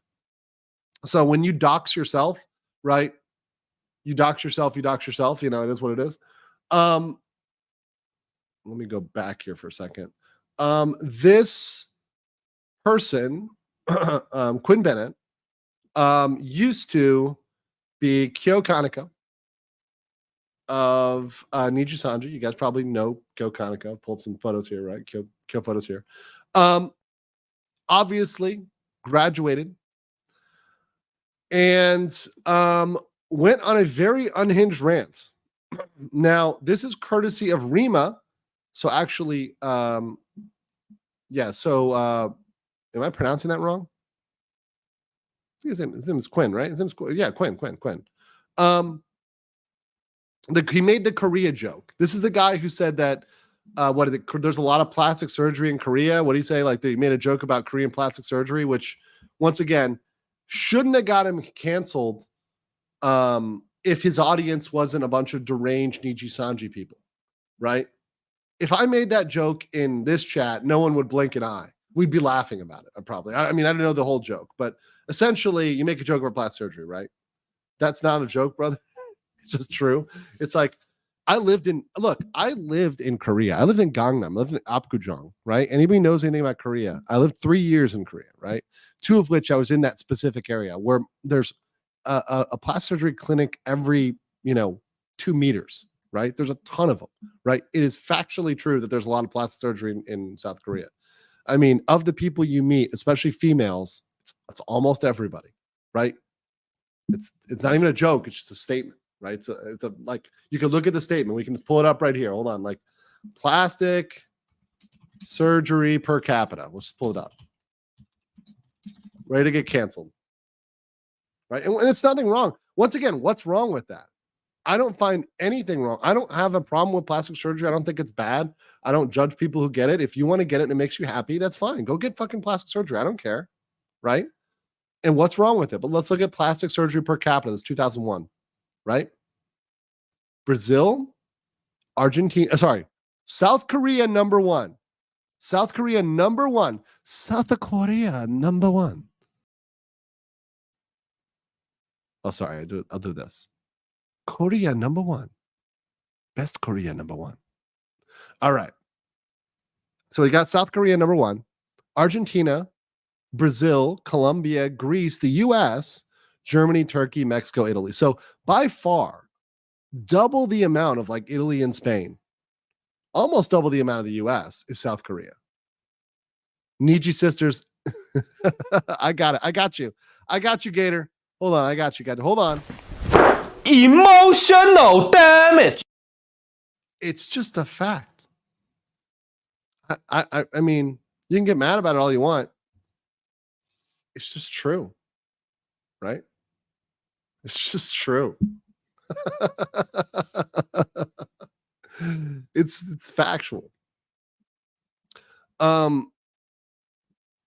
But yeah, we'll get in that 1 second. JV said this guy may actually believe what he's been told about the devil and is confused as to why the whole community as a whole supports her. And I think he's talking about why people support Sayu over him. Well, because he comes off as a dick. And frankly, I didn't really watch him before, but watching him here, he's inherently unlikable. I mean, and this is something, once again, I try not to get too ad hominem, but as a streamer, it's important to be likable. That's a objective quality that is good, that you come off in a way that somebody is going to watch. I watched this. I'm like, I think most people don't like this, don't appreciate this. It's just inherently unlikable. Generally unlikable. Real quick, 2 other comments. Flying Pancake for €2 says, have you covered Asmon's post on r/Asmongold? I haven't. Maybe I'll look at those and see if it merits following up on, but I want some time to go through that. I can't do that on stream live. I don't like doing a live analysis because you never know what pops up. And, I want to make sure that it's good content, but thank you for that. I will take a look. Jeanette Drago channel for 100 Thai baht. Awesome. I'm going to get my 7-Eleven Toasty and my my Red Bull because I'm going to need that for my stream tonight. Can you give a quick comment on the Japanese restaurant charging foreigners reserve a seat? If there's any examples in Thailand, So there, real quick, a Japanese restaurant is charging gaijin foreigners, is charging them a service charge, right, in order to reserve. And I believe that service charge is applied towards what they buy. But the issue was a bunch of gaijin were making online reservations and canceling. Literally 25% of foreigners were canceling. So this poor restaurant owner is losing money. His restaurant has 18 seats. It has 18 seats. And he's charging a service charge so that people actually show up to his restaurant and don't cancel on him. That's his fucking right. He's a business owner. There's no problem with that. And there's no problem charging in Japan. There's no problem charging foreigners more. That's not illegal. Yes, in the US, that might be a problem. You might have to do it for everybody, right? But honestly, it's not a problem because he based it on objective data. Japanese people do not cancel reservations and not come. Gaijin do. It's a problem. We do this all the time. You have to charge for cancellations. Somebody asked him, does this happen in Thailand? In Thailand, I go to one of my favorite omakase restaurants, Homura, right? It's a very fucking expensive restaurant. I like it a lot. I only go there for like my birthday and stuff like that. But it's got fucking like great A5 Wagyu, fucking beautiful. It's great quality stuff. Let's see if I can find a picture of it here, right? I want to see if I can find a picture of the inside. Here it is. Here it is. It's like an omakase restaurant, right? They have a really good like Wagyu sandwich, right? So good. But they've got 10 seats, right? They've got 10 seats. So if you were to reserve a seat and not go, that would lose them a lot of money because the average cost here is over $100 US, right? Now it's still a really good deal for what you get. This is like literally A5 Wagyu, right? It's super good quality, really good. But some of the best Wagyu I've had in my life. But that said, you need to charge. You need to reserve. If you don't, you're going to lose money. It's a basic common sense thing. There's nothing wrong with having a reservation policy and saying it applies to foreigners. Honestly, I get it. I fucking get it. Especially with the way they're acting in Japan. Foreigners are acting like fools. They're disrespectful.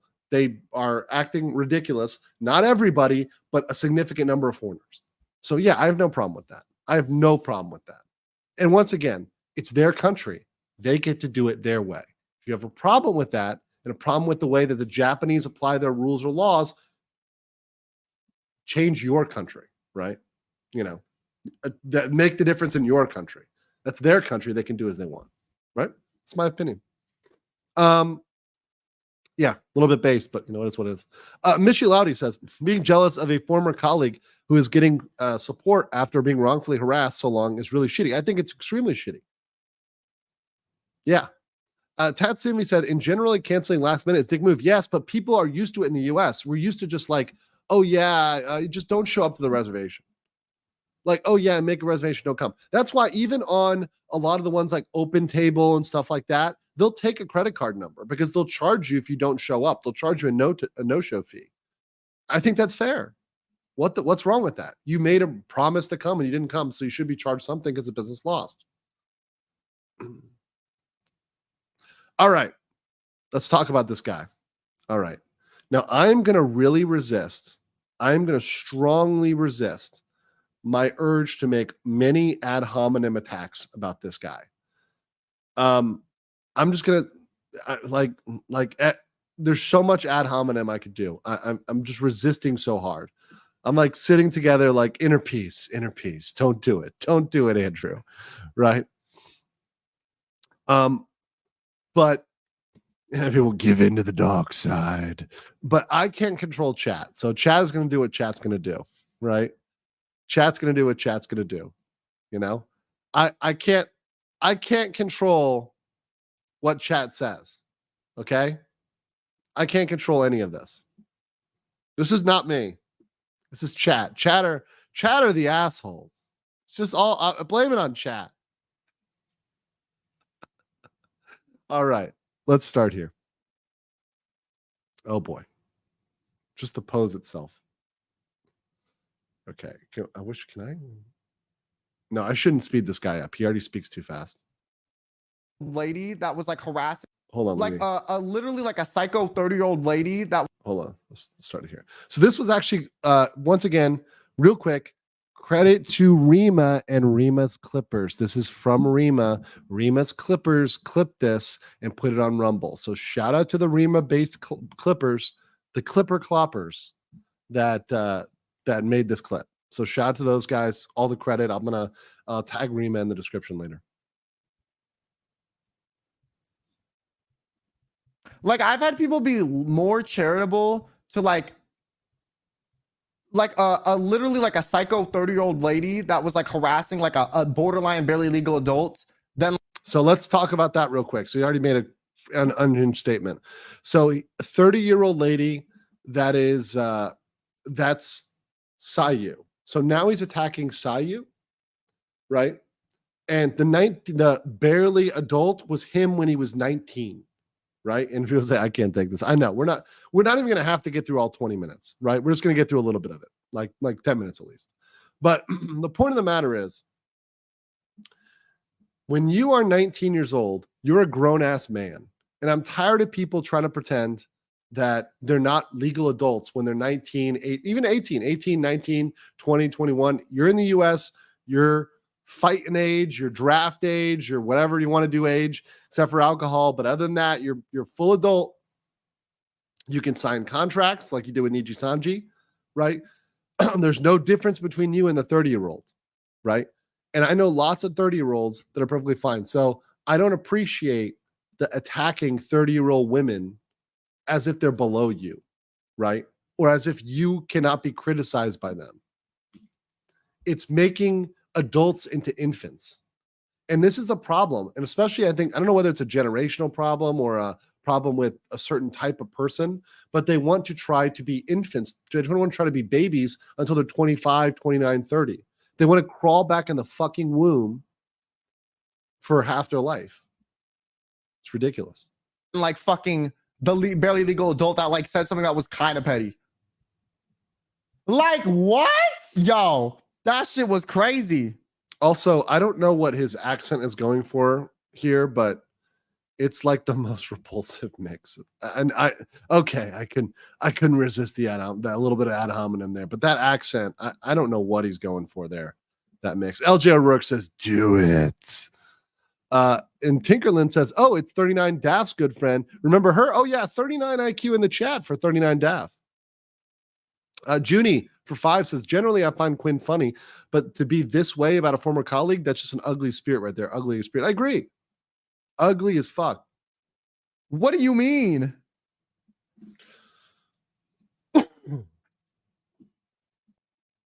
Also, have the balls to say her name. Her name is Zion Lanza, right? Say it. Say her fucking name, right? Are you such a pussy you can't even say her name? Like, come on. And he talks about having balls later in the chat, but you won't even say the name? Like, this person's been an adult for 10 years and they're acting 13, and then this like person's been an adult for 1 year is acting their age, and you're more mad at them for acting their age than you are at the 30-year-old for acting like 13? The fuck? But it's because the person that was 30 acting 13 was like a cute anime girl that like really fed into these people's weird pity. Like, there's like a weird type of pity you have to feed into. So here's the fucking fucked up thing, is that a Nijisanji former VTuber is gonna make fun of VTubers. What the fuck are you talking about? You were a VTuber. This twink was a VTuber. So he was a cutesy male sprite feeding into the fantasy of the same people. So what the fuck are you talking about? Like, you were literally working for the exact same company, doing the exact same thing. That's a massive L, right? To talk like that. It's insane. Absolutely insane. For them to like you. And it's like, you have to hate on something they already dislike and then have a sob story about it, and then they'll like you. That's the formula. Hate on X thing that is popular to hate, that a lot of people in this community hate. Have a sob story about it so people feel sympathy, and then be kind of likable afterwards so there's enough justification to grow and join from it. And that's what people do. That's like the formula. It's so easy. No. And no, not at all. And these people, like, saying that your coworkers grew because of hate or hating on people. No, they grew because they're actually genuinely nice people. They're lovable. They make good content, right? Sayu makes really good content. I like her content. Now, not everybody's going to like her content. She does a lot of retro gaming. Not everybody likes retro gaming, right?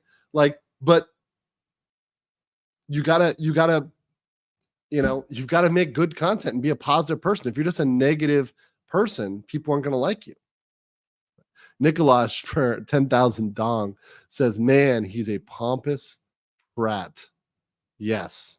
I think it's Vietnamese dong, maybe a different currency, but thank you. Billy Aoki said, I'm just here to call Andrew gay. Fair enough. Schmitty is a new member. Welcome. Hoppy 800 said, some people on the far left need deprogramming. Agree with that. Yinka says, Rima's clippers equal the clip cloppers. No. Wait. I got in enough trouble for Twitter posting that Rima's followers were based cloppers. People just wildly misunderstand that community name. Japanese demon lord Abar Lucifer says, this guy makes me wish for World War III and a draft to quickly turn these people into men. I think they'd just die. I really think they would just die. They wouldn't. They would not get to the transformative process. Right, the survival would not be there. Right, it's just okay. Sit here on the front line, and you're done. Right. So what was that thing on the Vox D? The Vox Tenga? Yeah. Frostbit says Quinn still has a VTuber model he uses. Exactly. So if you still have a fucking model, how do you have the right to criticize the VTubers? You have no fucking right. Also, LJ Rock dropping 10 legal mindset memberships. Thank you so much. Oh yeah, that's what I like to see. Oh yeah. Thank you, LJ. Appreciate you. His accent is 90s gay black best friend. Yeah, is that what he's going for? It sounds like it, but I don't fucking know. It's some weird Chimera accent that just is really grating. Like, realistically, it's anyone could do it. But then you're gonna have to know, like, your audience is like those people that will, like, very easily just, like, get mad and, like, you know, that only happened to him. So he's making a reference about Nijisanji and turning on him for the Korean joke. But that's because he, number one, he didn't make his audience. He took his audience from Nijisanji. So his audience is Niji sisters. And I said this out there, like, you built that audience, bro. Like, you cultivated that audience. If you had a cool audience and you were doing a certain type of content, and not just leeching off of Nijisanji and their existing fan base, their Fujo base, you would have a different audience. But instead, you have an audience that is extraordinarily offended by anything. Turn on you at any moment. So, but yeah, that's fine. If you cultivate a community like that, then eventually they're gonna get mad at you. Like, it's inevitable. That's not true. You had that audience. Not everybody has that audience. Doki didn't have that audience. They didn't turn on her, right? There were weird Niji sisters that were attacking her. I saw a post today. Somebody posted about this weird Niji sister that was saying that Doki was doxing people and Doki was attacking people and stuff. And they eventually apologized, but it was insane, how people were coming for them, but that wasn't their audience. Those were their haters. It's different. It's inevitable. Unless you, like, really, really overly invest in their feedback and try to, like, morph yourself to be liked by them, which I don't give a fuck to do. I'm gonna be me, and if you like me, you like me, and if you don't, you don't. But I'm not gonna pretend to be a version of me that I think would be more palatable for you because I want your support. Like, fuck no. I'm so used to being disliked, I, like, don't care anymore. I highly believe that. I highly disbelieve that he doesn't care about what other people think. Because if you don't care what other people think, then you wouldn't ever apologize for anything that you've done or said or whatever else. I don't believe that at all. Being a grifter is a skill issue. Yeah, grift better, bruh. Grift better, bruh. You can't convince me to change myself because you're unable to, like, be a well-adjusted human being. Like, no.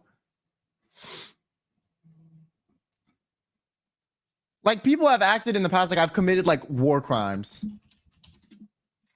Well, doxing somebody or helping or contributing to doxing, right? Which was the whole thing with Sayu and the Zion Lanza situation. That is bad, right?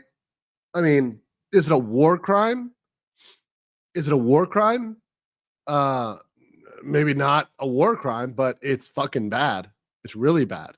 And once again, if you compare doxing to somebody making a joke about you, that's not equal, right?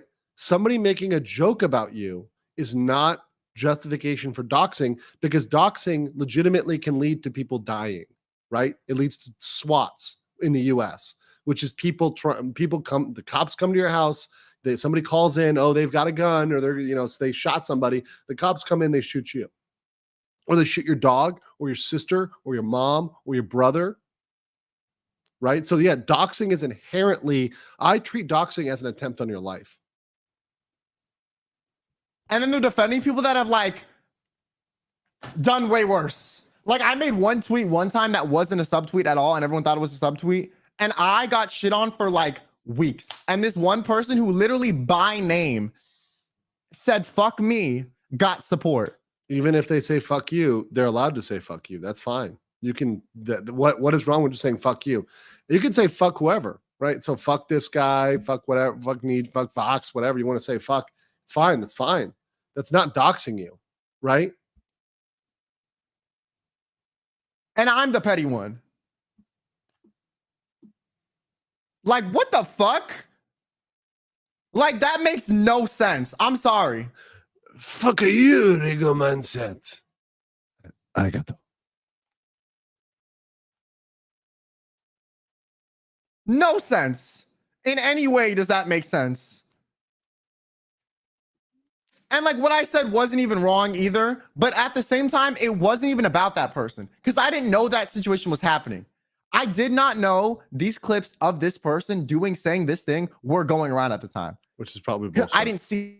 I found out when I woke up the next day, looked at Twitter, and my one tweet to a smaller Twitter account had 100 replies of people mad at me. And I was like, huh? And I looked, and then I figured it out. Mm-hmm.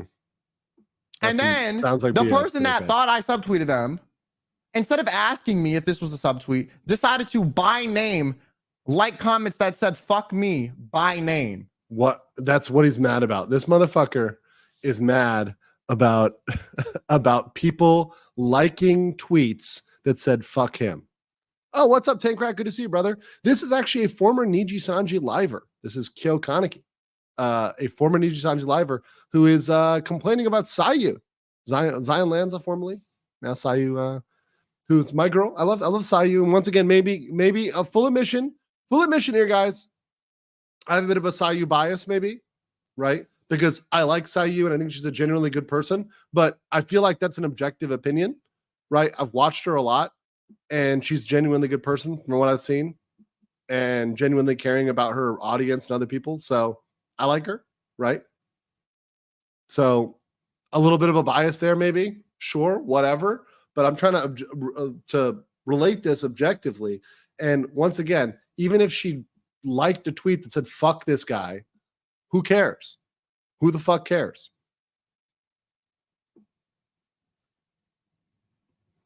If he didn't he just say, I don't care what people think? But I'm the petty one. Yeah, hold on. Legal Mind says big Sayu simp. Yep, you caught me. Guilty. No, right. But I'm the one that like, people are more willing to forgive the person that said fuck me by name and made this public beef than the person who made a tweet that accidentally could have been connected to something by accident. The doxing. He doxed. Right. So yes, doxing is worse. Yes. Like my story is somehow less you're less charitable toward believing my story than someone who by name said fuck me. And I was like 19 and they were like 30 something. Also, I'll answer the allegations here. Rima legitimately helps me. Like, it's not even simping for Rima. She legitimately helps me with stuff, which I deeply appreciate. If I need something and it's in the VTuber space and I ask her for it, she'll send it to me. She's very good. Like, even But with yes. that much, given the maturity difference, you're even less like I don't even think bringing up age really should be that much of a factor. But if it's like a 10-year age difference and you're still being less charitable to the person that's 10 years younger, like what? Huh? Once again, why is 10 years a big fucking difference, bro? You're both adults, right? Even his own fucking chat was turning on him. Like, ain't y'all adults? You guys can talk it out. Yeah, you could have. You could have. Don't get it.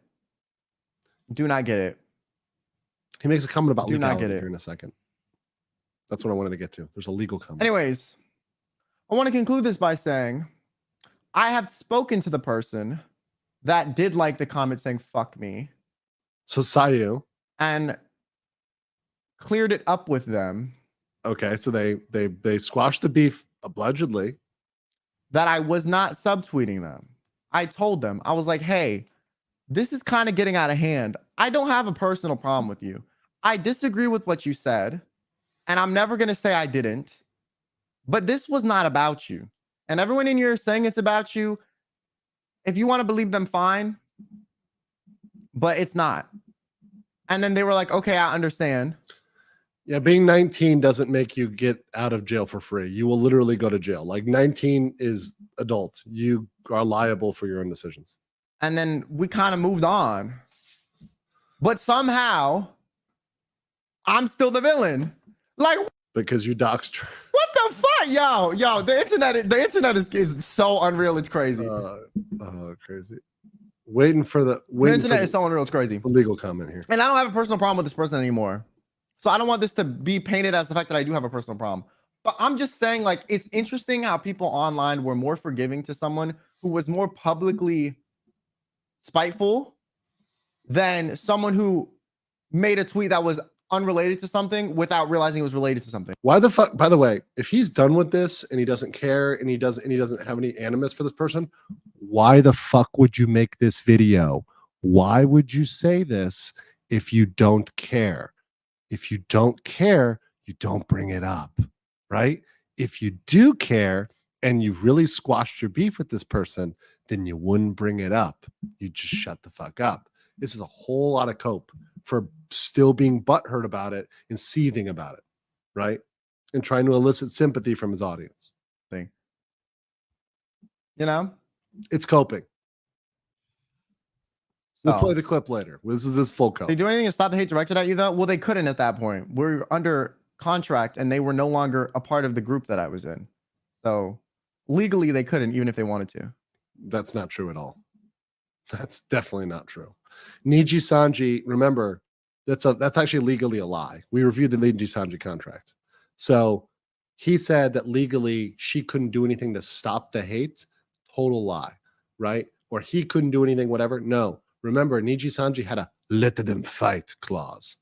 You could totally come to an agreement with another talent to ramp down to whatever. And even afterwards, there was nothing prohibiting them from speaking to them, right? On a personal level and saying, yeah, we're gonna squash this, right? So yeah, there's nothing in that contract that would have compelled him to be a dick, right? So trying to say I was legally compelled to be a dick. No, that was not in the contract, right? Now, maybe he was told something different. He didn't actually read the contract.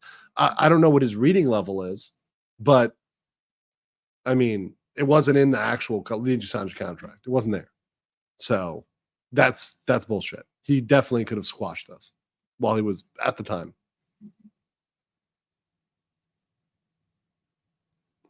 I think that's the end of the legal comment. I mean, I'm not friends with the person. I wouldn't even say we're like friendly, but I don't have a problem with them. Yeah, and I'm going to stop there because, okay, that's a legal part I want to get to. So, and I can only take so much of that guy. Jesus Christ, that's fucking painful.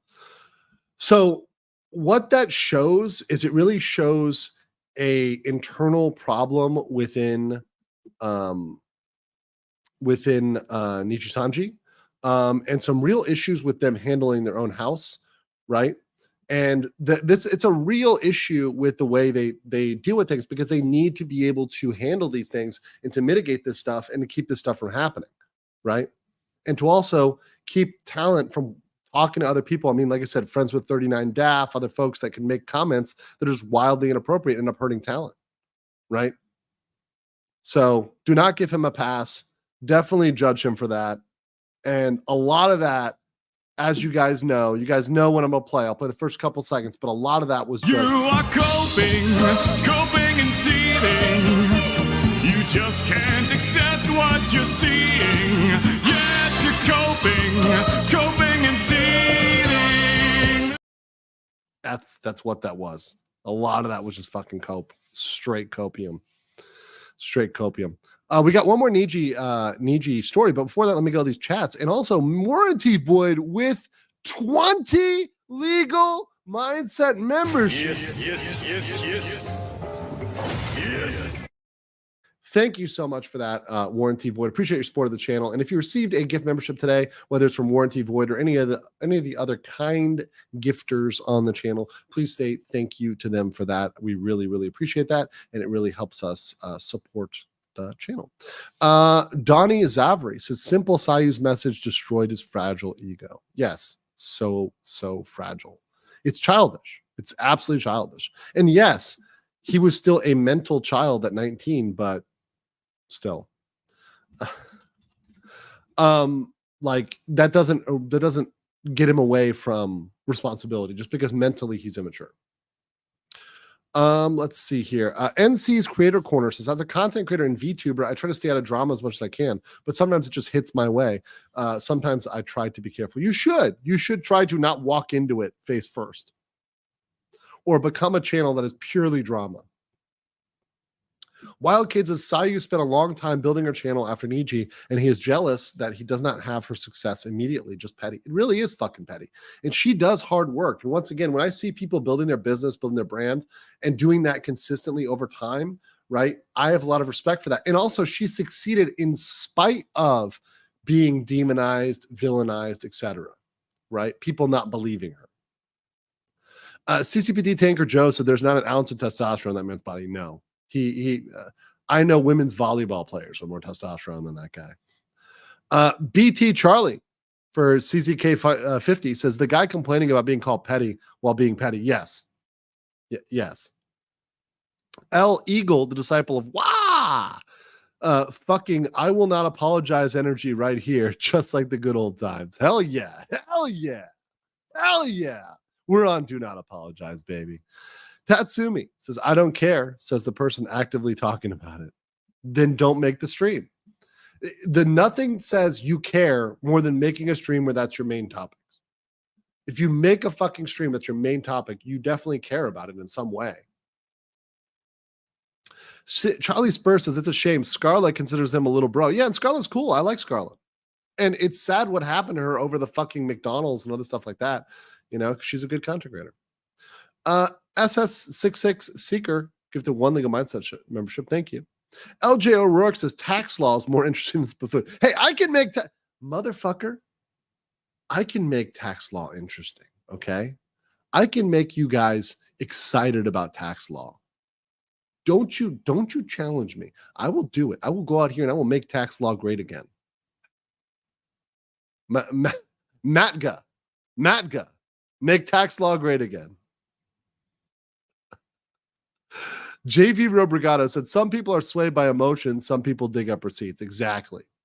And I try to be influenced by facts and objective reality, not by how his feelings got hurt. Tankrat says, I was wrong. He's not a beta. He's a femboy. Yeah. Wolfenving says, I'm 34 and I crap on 19-year-olds all day. Yes, you should. Rogue said, just got here and just realized that's Kyo. Yeah. Ticklet says, they wouldn't survive BMT. Not a chance. No. Japanese Demon Lord says, turn them into hamburger meat. Same thing. Yugo XGC says, imagine such a baby you made for a fuck you. Yes, exactly. You literally dock somebody over liking a tweet that said, fuck this guy. Can we tax Quinn for the cringe we just saw now? I don't know. It's pretty bad. We'd also have to give it to Aya Amari because she got fucked. I'm going to explain that in a second. She's another Nijisanji EN talent, and she's been fucked out of a lot of money. A lot of money. Wildcat said tax law is really exciting when the IRS is coming knocking. IRS, open up. You're overdue. Wildcade says the most former Niji Ian talents collab with him to support him even right this moment. And if he's not growing, the problem is him. Check Matta's channel. Exactly. The problem is him. Matta's fucking killing it. She's out there getting signed with another talent agency. She's doing good stuff. It's on him. Nikki P, what's up, Nikki? Says, I'm convinced anyone who works or worked for Niji, with the exception of Sayu and Doki, are garbage humans or have now been tainted by those garbage people. They're under their influence at the very least. Even the good creators have to bow their heads to trash human beings. They have to be in subservient positions to people that are pieces of shit. Or management that's pieces of shit, right? Yeah. Oh, someone mentioned the Iranian government forces gay men to transition or get yeeted. Oh, that's a little bit of a harsh punishment there. A little bit of harsh punishment there. Definitely not LGBT friendly. Rafinix says, do it, coward. We desperately need engaging education about tax law. We're globally illiterate. Well, I always have to be careful to say it's not personal tax advice, but just general global law or general American law. Sure, I can do that. Just a general education, not specific tax advice, right? Your taxes may differ. Pie Baker says, screw Modern Warfare 2. I miss the days of Halo 2 game chat. All those chumps wouldn't survive spending a day of school locked in a locker, then expanding vocabulary by chat and topped off with a tea bag. Exactly. Bro, Halo 2, I was getting fucking tea bags were getting dropped left and right. It was all tea bags. It was pure tea bag in Halo 2. Disgusting.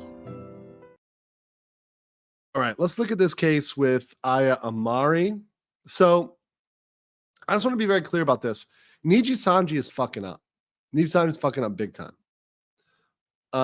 And it's not limited to just with the Kyo Sayu situation and not kind of jumping in there and keeping people from savaging each other. It's not limited to Doki. It's not limited to other things. It goes deep, and they're still fucking up, right? So let me show you right here what's going on with Ayamari. So this is from courtesy of Reddit. But Ayamari posted that YouTube just limited my monetization for every single stream in September. I haven't checked in a while, so I guess that's my fault. But I've had a history of getting wrongly marked as such, requesting that it be reviewed again, and then just getting lifted the next day. And I only found out of this because I randomly decided to check today, noticing that several of my streams this month were limited. I find it pretty ridiculous that I have to constantly look over my shoulder and check YouTube is randomly limiting my ad revenue for literally no reason. And meanwhile, they let some insane shop pass on YouTube, a slot pass on YouTube. I recall seeing a thumbnail on Shorts with someone getting their eyes gouged out. And it was on the front page just chilling. And I'm over here getting limited monetization for no reason. It's true. It's true. They'll have really fucking crazy shit, and that gets full monetization. You'll get fucked. That's YouTube, and that's what you have to live with YouTube. Now, to be clear, if you are not getting monetized, and I did the math. So Aya Amari, she streams about 6 times a week, 5 or 6 times a week. It looks like she streams about 6 times a week at this point. And, all in all, maybe let's put an average views about, maybe somewhere between 8 to 10K views. She's probably missing out on $40,000 a year if she's, if she lost her yearly ad revenue. That's a lot of money. I know she's saying, oh, I don't really care that much, but like it adds up. Like even for her size channel, like saying 40K might be bad. And then beyond that, she could have integrated ads, other stuff. And if that ad revenue gets limited, yeah, it's a lot of money, right? 30, 40K, it's a lot of money. And now, yes, super chats and memberships make more money for these channels, but it adds up. It adds up. So Niji is really doing a disservice by not going out here and fixing this for their talents, right? Like, what is Niji management doing? They should be out there on the phone with YouTube, like, let's get this shit fixed immediately. It's a lot of money. Yeah, that's somebody's entire salary, right? Like in the US, like that's a salary. Like 40K is a salary, right? It's not a huge expensive salary, but it's a salary, right? Yeah, what management? 5K tops after the Niji cut? No, I get it, right? So instead of 40K, it's actually 20K because Niji's going to take their cut. Yeah, okay, I get it, right? But beyond that, it's still a lot of money to just be throwing out. So Nijisanji, once again, fucking up, not protecting their own livers and not doing what is costing them money, right? What is actually costing, not acting and getting in touch with YouTube, fixing this proactively when they should. That's all an agency is really good for, right? Is to be that contact. Yeah, you don't want to ask for super chats to compensate for what they should already be getting. Exactly.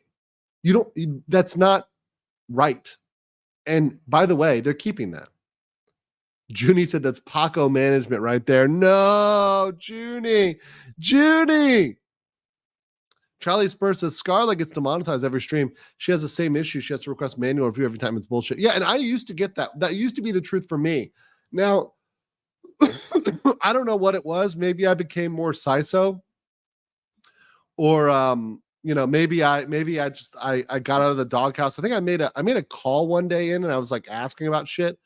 So maybe it got fixed at some point where I don't always go.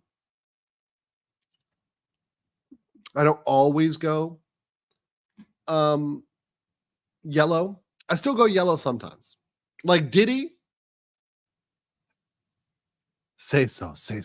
I love it. Whenever it's Japanese pronunciation, I always have to apologize because you fucking weebs in the chat are like, this is how you pronounce it. It's tasty. Oh, please. I'm sorry. I didn't mean it. Wait. Okay. Psycho Sai says for 250 Filipina pesos, says he's just mad talking about Quinn. He's just mad that he is still a 1 banana CCV after graduating. Mata hard carrying him, and people just leave the raids at Twitch. Oof, that's sad. It's fucking sad. Japanese Demon Lord Abari Lucifer said you still need to do that tax loophole special. Maybe if it's members only. Taxes you got to be careful about. Got to be careful about talking about that on stream. Taxes can get you in trouble. But I'll do it. Do it for the chat. I'm a man of the chat. All right, we're going to talk about X now. So this is a topic that I added to the curriculum tonight because boys and girls, a lot of people were asking me about X. Now we're going to talk about both blocking and AI. So don't worry, we're going to get to both topics. This was something I've been slammed with. So I want to talk about both. I think my first point here is about blocking. Okay. Blocking is coming back to X. Blocking is changing in X. Blocking is changing. The way it will work is when you block somebody, that's going to prevent them from interacting with you. So when you block them, they will not be able to respond to you, to, directly reply to you, whatever else. Like they're not going to be able to interact with your page.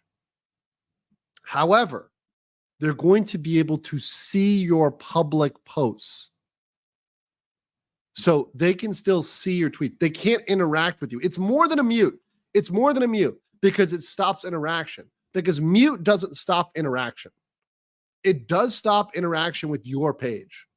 So you're not going to, so once again, you'll be able to see, but not interact.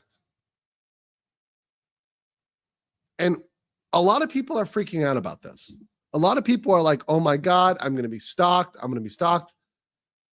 You won't, because they can't. And this is my take. I'm transitioning to my take.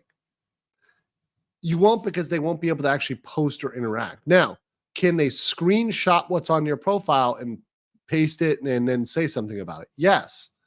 However, I know this is a surprise to many people, but it's a nothing burger because people already had stalker and what they call burner accounts. You can easily create a fake account or just another account, go on X, and then just view what's public and then screenshot it, send it over, right? People were already doing this. They've been doing this for years, right? People have had burners for years. It doesn't actually change. All it does is say, okay, you don't have to have a burner now. you can just do that. You can see it regularly, right? So it'll drop down on the number of burner accounts. Okay, right? So it's going to stop that. I don't think that's going to be as big of an issue as people put it at. The thing that they were trying to pass, which I think more people are going to be mad about, and it is significant. Once again, this is significant. Okay, is the AI update. The AI update. So Rogue said here, X changes block feature, coward still affected. Yes. All right. Here's the AI update. So the AI update says by submitting, posting, or displaying content on or through the services. Sorry, this is in the new TOS. You will grant us a worldwide non-exclusive royalty-free license with sublicense to copy, reproduce, process, adapt, modify, publish, transmit, display, upload, download, and distribute such content in any all media distributions now known or later developed for any purpose. So before we get to AI, this is just them using this. This is on most platforms. This is on Facebook. This part about using the stuff you post is on all other major media platforms. Like this one is there, right? So I don't know if you guys know that, but this one is already on. If you're using Instagram, anything Meta, this is there. Yeah, Adobe for sure, right? If you're using a lot of other social media, this is going to be there. So once again, you need to be very fucking careful what you post publicly on these platforms. And this is just the way it's always been, right? No, this is Twitter, and this is not another one. But anyways, we'll talk about, so I see people mentioning Blue Sky. We'll talk about Blue Sky later, right? Next, for clarity, these rights include curating, transforming, and translating. So this clause, which is already in the terms of service of Meta, of Apple, or whatever else, they go and they clarify what this means. And they clarify this means transforming, curating, and translating, which authorizes us and the rest of the world and let others do the same. You agree this license includes rights for us to analyze the text and other information that you provide and to improve the services, including to use it to train machine learning and artificial intelligence, whether generative or another type. So they're going to use it to train AI. This was already happening. So I just want to point out to you, I know a lot of people are getting mad about this, and this is getting into my take, but just to be very, very clear about this, it was already happening. They were already using that data. This is X making it clear. And by I say they, I mean all of them. I'm about to show you in a second.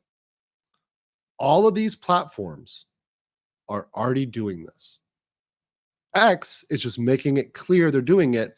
And they're doing this because they need to get your consent to be legal, right? Otherwise, there might be some issues with use of data, right? So some people came to me and said, could this be illegal in the EU? Well, if they didn't get your consent and put in the TOS, maybe. It's possible. But they're putting in the TOS as felt to cover them, right? They probably were covered anyways to do it, but they added that in there. And in case you guys didn't know, let me just point this out here, because a lot of people are freaking out about this. But let me show you real quick. This is posted in August. Meta's new tool quietly scrapes online data to train its AI. Meta's new crawler robot roams all over the internet to gather as much data as it can to train its AI systems. Right? Very few companies block the newest robot from harvesting their content. It's called Meta External Agents, right? Now, while OpenAI had a bot, GPT bot, and OpenAI's entered in some settlements, Meta's not done the same thing, right? No, noob. It doesn't matter if you use Meta. They're scraping the entire internet, whether or not you are using Meta. Capiche? So it doesn't matter. You have a website up, they're going to scrape that. It's publicly posted, they're going to scrape that. And they're going to make the argument, which is going to be really legally hard to defeat, that if you're publicly posting it on a profile and you can see it publicly without even a login, you can just see it. It's public information. Your rights to that, it's going to be difficult to enforce that. It's going to be real difficult to enforce that. Now, some countries will want to fight for that. Some countries will stick up for that. There will be jurisdictions like Japan that would say, no, there's a right there. But proving that they took your individual art to chain an AI off of a random internet page, it's going to be very difficult. Very fucking difficult. X put it into writing, which is going to get them a lot of pushback, and a lot of people left of Blue Sky. We're going to talk about Blue Sky in a second. But these other companies are doing it. Let's look at Apple. Apple, NVIDIA, Anthropic used thousands of YouTube videos to train AI without their knowledge, right? Without their knowledge. So this stuff is happening, and it's not just, this is the Western companies that got caught. You know how many Chinese companies are trolling the internet for data? You know how many other companies are going through public data? That's why if you're somebody that wants to protect your stuff, I'm going to say this multiple times, you've got to make sure it's behind a paywall, it's private, it's somewhere where you've got to pay to access that information. So a lot of people migrated over to Blue Sky, right? So we've got Blue Sky over here, which is another Twitter clone. So remember, there's been a lot of Twitter clones. There's been Mastodon, there's True Social, there's all sorts of other ones, and obviously they have political bents. Mastodon is pretty left-wing, True Social, right, whatever, right? Blue Sky, it's been around for a while, but it really hasn't been active till now. And apparently it's been very active with VTubers and VTuber artists, right? And they said right here, welcome to the 100K plus people who joined Blue Sky. Unfortunately, 100K people joining, even 1 million people, I think their maximum users is somewhere near 10 million. It's a drop in the bucket compared to other platforms. And the other problem is, while this is very active, and some of the artists here are good, like this is really good art. There's some really good art here. I like this one. I mean, I'm a fan, right? Really good art. Really good art. And I know you guys are fans too, because I know my chat. And you guys are... Degenerates. You guys degenerates. I mean, Brazilian crony, like, I'm fan, right? Fan. But that said, a lot of the people that are, Pol Rissa, yeah, we're getting there. Anyways, a lot of the people that are moving are smaller artists, indie VTubers, and there are people that are deleting their profiles, but I haven't seen big agencies and people do it. And I will tell you right now, until you get an agency that is like a HoloLive or a Nijisanji or FaZe even, that says we are deleting our Twitter and we are moving entirely to Blue Sky or wherever the fuck they're going to move, right? It's not going to impact the market, because at the end of the day, you're going to want to interact with your people on, your people that are on the big agencies, the big corpos, right? The larger indies that are going to be on the other platforms. Maybe they'll also have presence here, like Megalodon VT. Let's bring up Megalodon here. So I got Megalodon, right? She's right here, right? She's on, let me pull up this. I'll do it as a window. Hold on. So Megalodon, she's got her Blue Sky here, right? And once again, I'm not signed in. So this is all public. Everything I see now, I can just, if I was an AI and I'm scraping through, you could just swipe everything. That's just the way that it would work. She's doing pretty good here. She's got a lot of followers, 3.8K. That's pretty decent, right? But here's the thing. She didn't delete She didn't delete her Twitter, right? If you're going to make this work, you got to delete your Twitter. You know, if you're behind this and you really were committed to it, they would have to go over and they were going to make it a thing. They'd have to delete the Twitter, and they don't want to do that. No large indie, no corpo is going to do that. Right? Some people say it's easier to scrape X. Probably, yeah. Yeah. And I did a little test here. I did a little test for how much the AI is already scraped, and the AI is already really good with VTubers. So my good friend Afix, when we were talking about AI, and he let me know about this AI called Deep Danbury, right?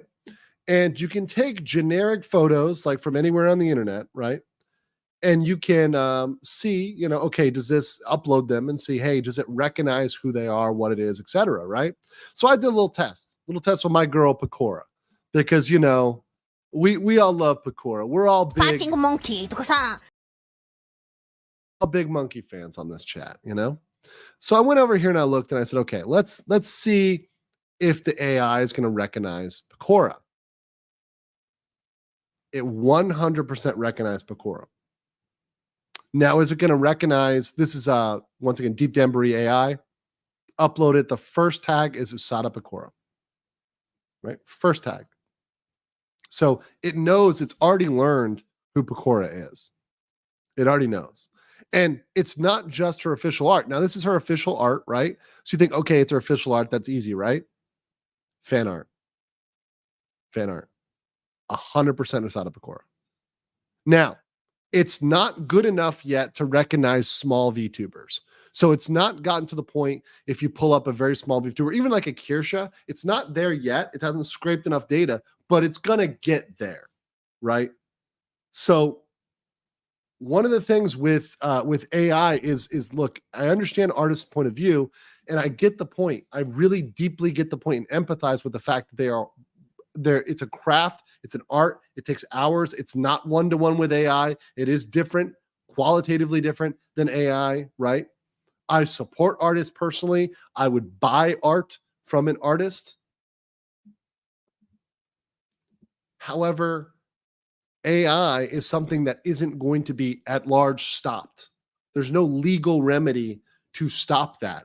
Maybe there will be cases and settlements. OpenAI has had a settlement, right? There's been other places that have settlements. I think it is, oh God, there's another one. Perplexity, I think, AI had a settlement. So there may be settlements and payouts. There may be ways in which the bigger companies come to agreements on how to pay creators. I think that's good. But in general, you're never going to stop all AI from coming out and scraping through and using it for training. That's what happened with Pixar, right? Pixar gave no permission for AI to be trained, but we saw all these AIs that were using Disney and Pixar for training, right? Yeah. So it's a bigger problem, and I hate to say it, there's not an easy solution, and there's not a legal solution, right? One lawsuit is not going to do it. It's not going to do it. But does AI know Pecora's mom? Yes. If it doesn't, it should. Anthony's saying negligible. Japanese Demon Lord Bar Lucifer. In the next few years, only the most original and unique creators and artists are going to be able to succeed. And, I view it like eggs. There's going to be your factory eggs and there's going to be your organic eggs, right?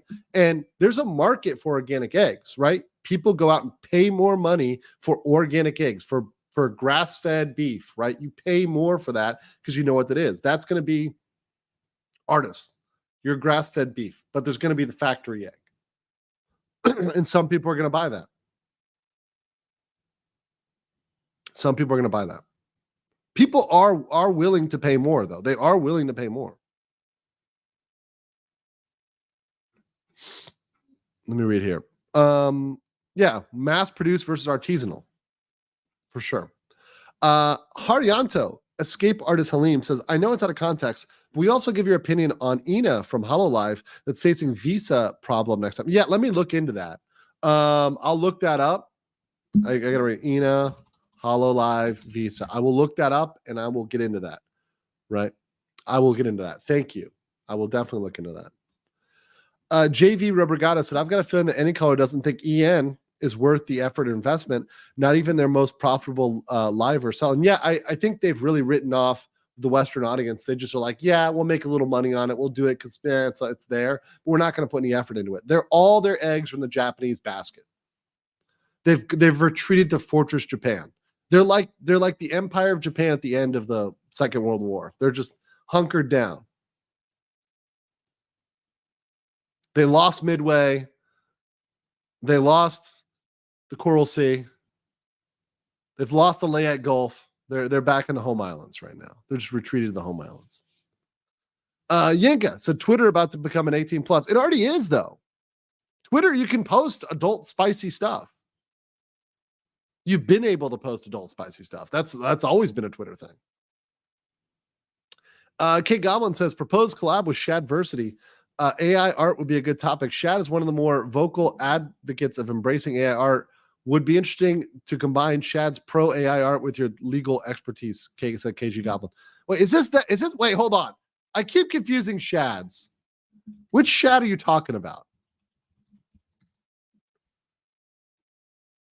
Hold on. Oh, the right one. The right one. The weapons Shad. The weapons Shad.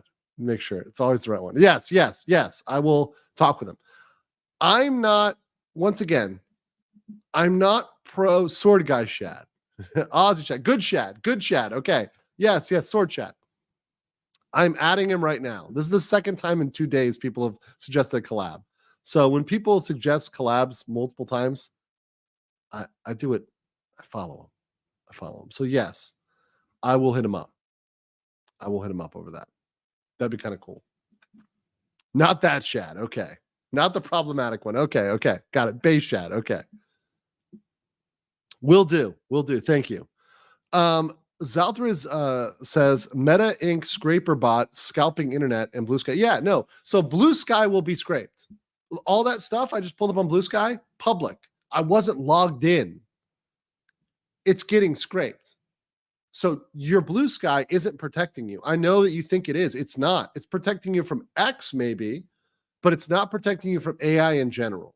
So your art that you post publicly will be used to train AI unless you remove it from public posts, right? You keep it private, you keep it locked back behind a paywall, something, right? And even then, you need to be careful with the platform itself, right? But that said, I get why people are mad. I understand. I empathize with it, but I just want people to be realistic and don't think Blue Sky is going to protect you. It won't. Yeah, Blue Sky and Threads is just bad Twitter. The UI is not great. JP Ravenfire says Genesis is Skynet. All right. Crimson Splat says, so if someone posts music on YouTube, can they reserve the copyright to it? That's interesting. That's a very good point. They can't reserve the copyright and they wouldn't do that. But what they would do is they would use it to train an AI to create AI generated music of that genre. So when you want AI generated rap or whatever else, they're going to use that to train their AI to create, let's say you did a rap, right? It's going to use that to train the AI. So they're going to use that beat, right? That's how you come up with like, oh, there's this AI lo-fi beats, right? They're going to use that, right? YouTube has already been combed for that. And Apple admitted that actually, that's one of the reasons they did it was for music. One of the reasons why they're combing YouTube is for voices. They use all that voice data on YouTube to train their AI to speak like a human. That's how it got so good. It's because they're using actual AI. Damn, your live stream crashed my YouTube. It's too based. Real quick, thank you to JP Ravenfire as well for donating over here my Ko-fi. Just keep up the good work. Looking forward to that V2 remodel. It's coming, baby. It's coming. This is my Ko-Fi. This is this step towards VTuber. So I need the capture card before I can do the dual PC, which is a step towards VTuber model, right? So the webcam is for travel, but the capture card is for my VTuber transition, right? We're building towards that. Slow transitioning. I don't chop everything off all at once. I wait. It's slowly transition. Slowly. Let's see over here. On locals, we're talking about my Dragon's Treasure tea bags. We do love our Dragon's Treasure tea bags. Support Dragon's Treasure. He's a good guy. All right. And then I got one more here. Junzel for 125 says, is there a way to prevent AI to use art from artists? Like I said, I think the best thing to do is to make sure that what you're posting is protected or is otherwise limited in views. Right, so it's not something that a bot is going to be able to go and easily scrape. Just test. Can I go and view this without logging in? If so, you need to take steps to protect that. Right, if you're posting on a public profile publicly, it's going to get scraped. Same with Instagram, it's going to get scraped. Sigrun going to cut off 1 D from 3 to 2. Too much D. Yeah, paywall is good too. Paywall's good. All right. So I got one more clip for you guys. This is a short one though. Short one from Narissa. Here, let me play this. Always got VTuber clips. Did I tell you guys something that happened with my Mane-chan recently? We were having a meeting and I had to write something out. I wrote something out, and my Mane-chan, she's so cute, so she'll read everything that I write out loud just to like make sure that just to like read it, and I wrote something in a very unprofessional manner. I think in it for some reason I was like, Narissa's got that ass. My Mane-chan. That's good. That's good. Oh, also, someone sent me this one earlier. I was talking about Pokemon, so this is from Project Melody. Let me play this one. Also very good. Pokerman alone. Leave them alone. Leave them alone, please. Please. Leave the Pokemon alone. They deserve better than your... Find something else. Find another franchise. They got a nurse. Why has it got to be a naughty nurse? They got a police officer. Why has it got to be a naughty police officer? Why has it got to be a MILF? Why is it got to be a GILF? Why? Some of them are kangaroos. Do you really need to see what the extra hole feels like? I think some of chat does. And frankly, that's just disgusting. As for MILFs, there's no crime about that. There's no crime in MILFs. Zalthar says, do you think this is the end of OTK and all related business? It's not. They won't end right away. It's going to be a whimpering out. It's like a candle dying or a fire dying because there's no wood, right? It's not going to go out all at once. It's going to burn out slowly to ashes. It's going to be a shell. Right. There'll be some people that stick around, sure, but it's not going to get wide. No one's going to we're not going to hear about OTK unless Asmon gets involved again. No one's going to hear about it. I'm not going to cover OTK again. I guarantee you. Right? Unless Asmon is involved, unless it involves another creator or some other thing like that. Or somebody steps in to replace Asmon. Maybe. Right. But otherwise, done. Anthony says, even paywall doesn't protect all of the OF leaks that will happen. Exactly. So it's not 100%. So paywall isn't 100%, but it's better. It is, if you're looking to prevent AI from getting it, it's at least keeps the scraper bots from getting it super easily. Candy Bonds says, for 50, what is the point of drawing and sharing my art at all then if it will just be scraped? Well, once again, your art is always your art. AI is never going to create right off the bat your exact art, right? That's not going to happen. Your art will always be your art and will be appreciated for being your art. People are going to love you as an artist, as an individual human being. That AI will never be human, right? That AI will never be a person with a style, with a character, with a history, right? It doesn't have any sort of development arc in the same way as a person, as an individual, as you do. There are people that will buy your art not just because they like it. That's one thing. They like it, but they also like you as an artist, right? They want your name on that art. And yes, there'll be some soulless version if you go to an AI and say, generate, and let's say you draw it in anime style. Generate anime girl X. That'll come close, but it's not your art. It will never be your art. People say it's cope. I don't. You think it's cope? Think it's cope? It won't be.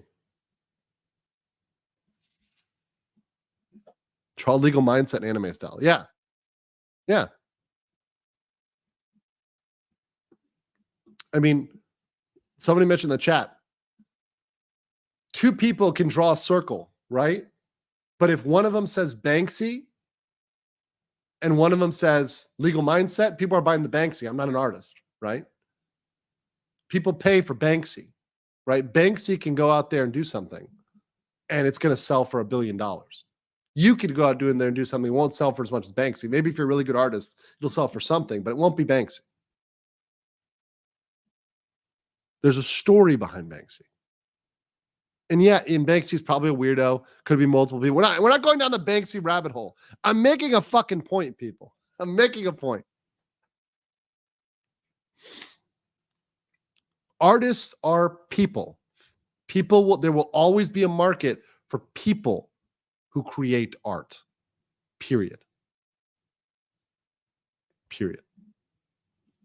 And I would buy, and once again, I'm telling you, as a consumer, if I'm given a choice between purchasing art made by a human or made by an AI, I'm going to purchase the art made by a human. AI is good for other things like research, right?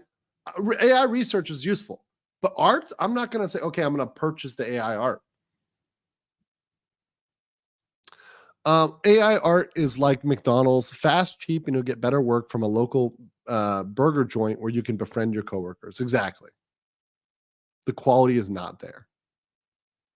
And it'll get better, but it's not there. Kigara says, can't send link via super chat.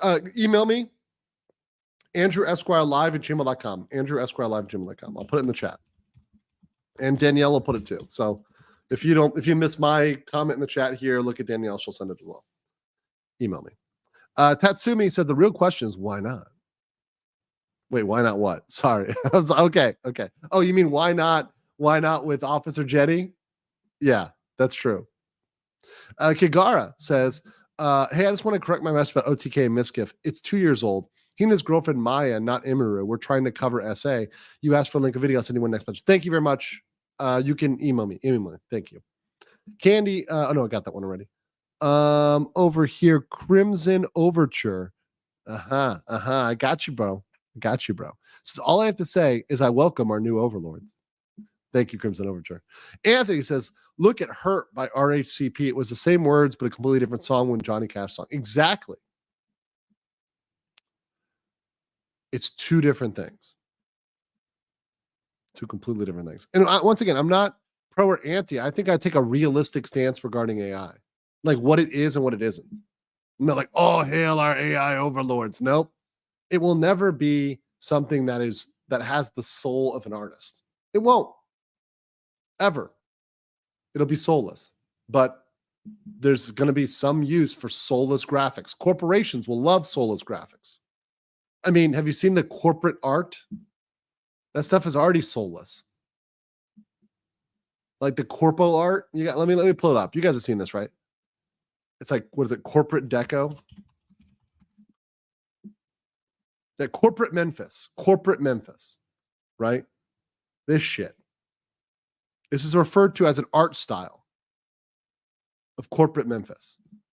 Let AI have this, right? Here's my thing. Let AI have this. You don't want this, okay? This is already soulless. This is a fucking soulless. This has no soul, right?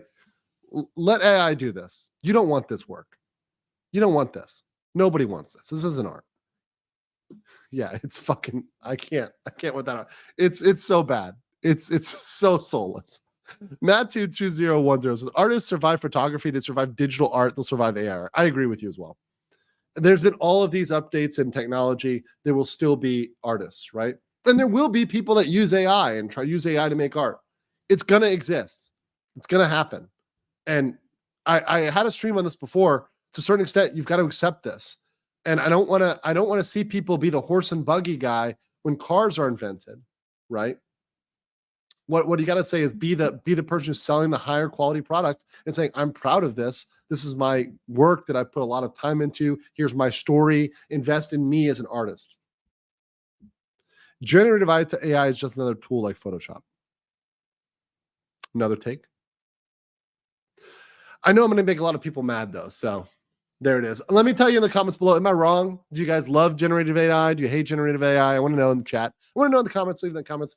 I'd like to stream. Also, I will be back in like maybe about 2 hours or so for the trial stream. So I'm going to take a break. I'm going to get some food. I have my 24-hour restaurant. So I will be back. Now, if they change the actual time when it starts, I'm going to tweak my start time on my stream, but I'm going to try to do that today. If not, we'll just talk about it for a while, talk about the trial, talk about what's going on, and then, you know, we'll start another day if it gets bounced or if the timing is off. But that said, I hope you guys are all doing great today, and I will catch you all perhaps later. Until then, let's play this one. Slippery little bastard!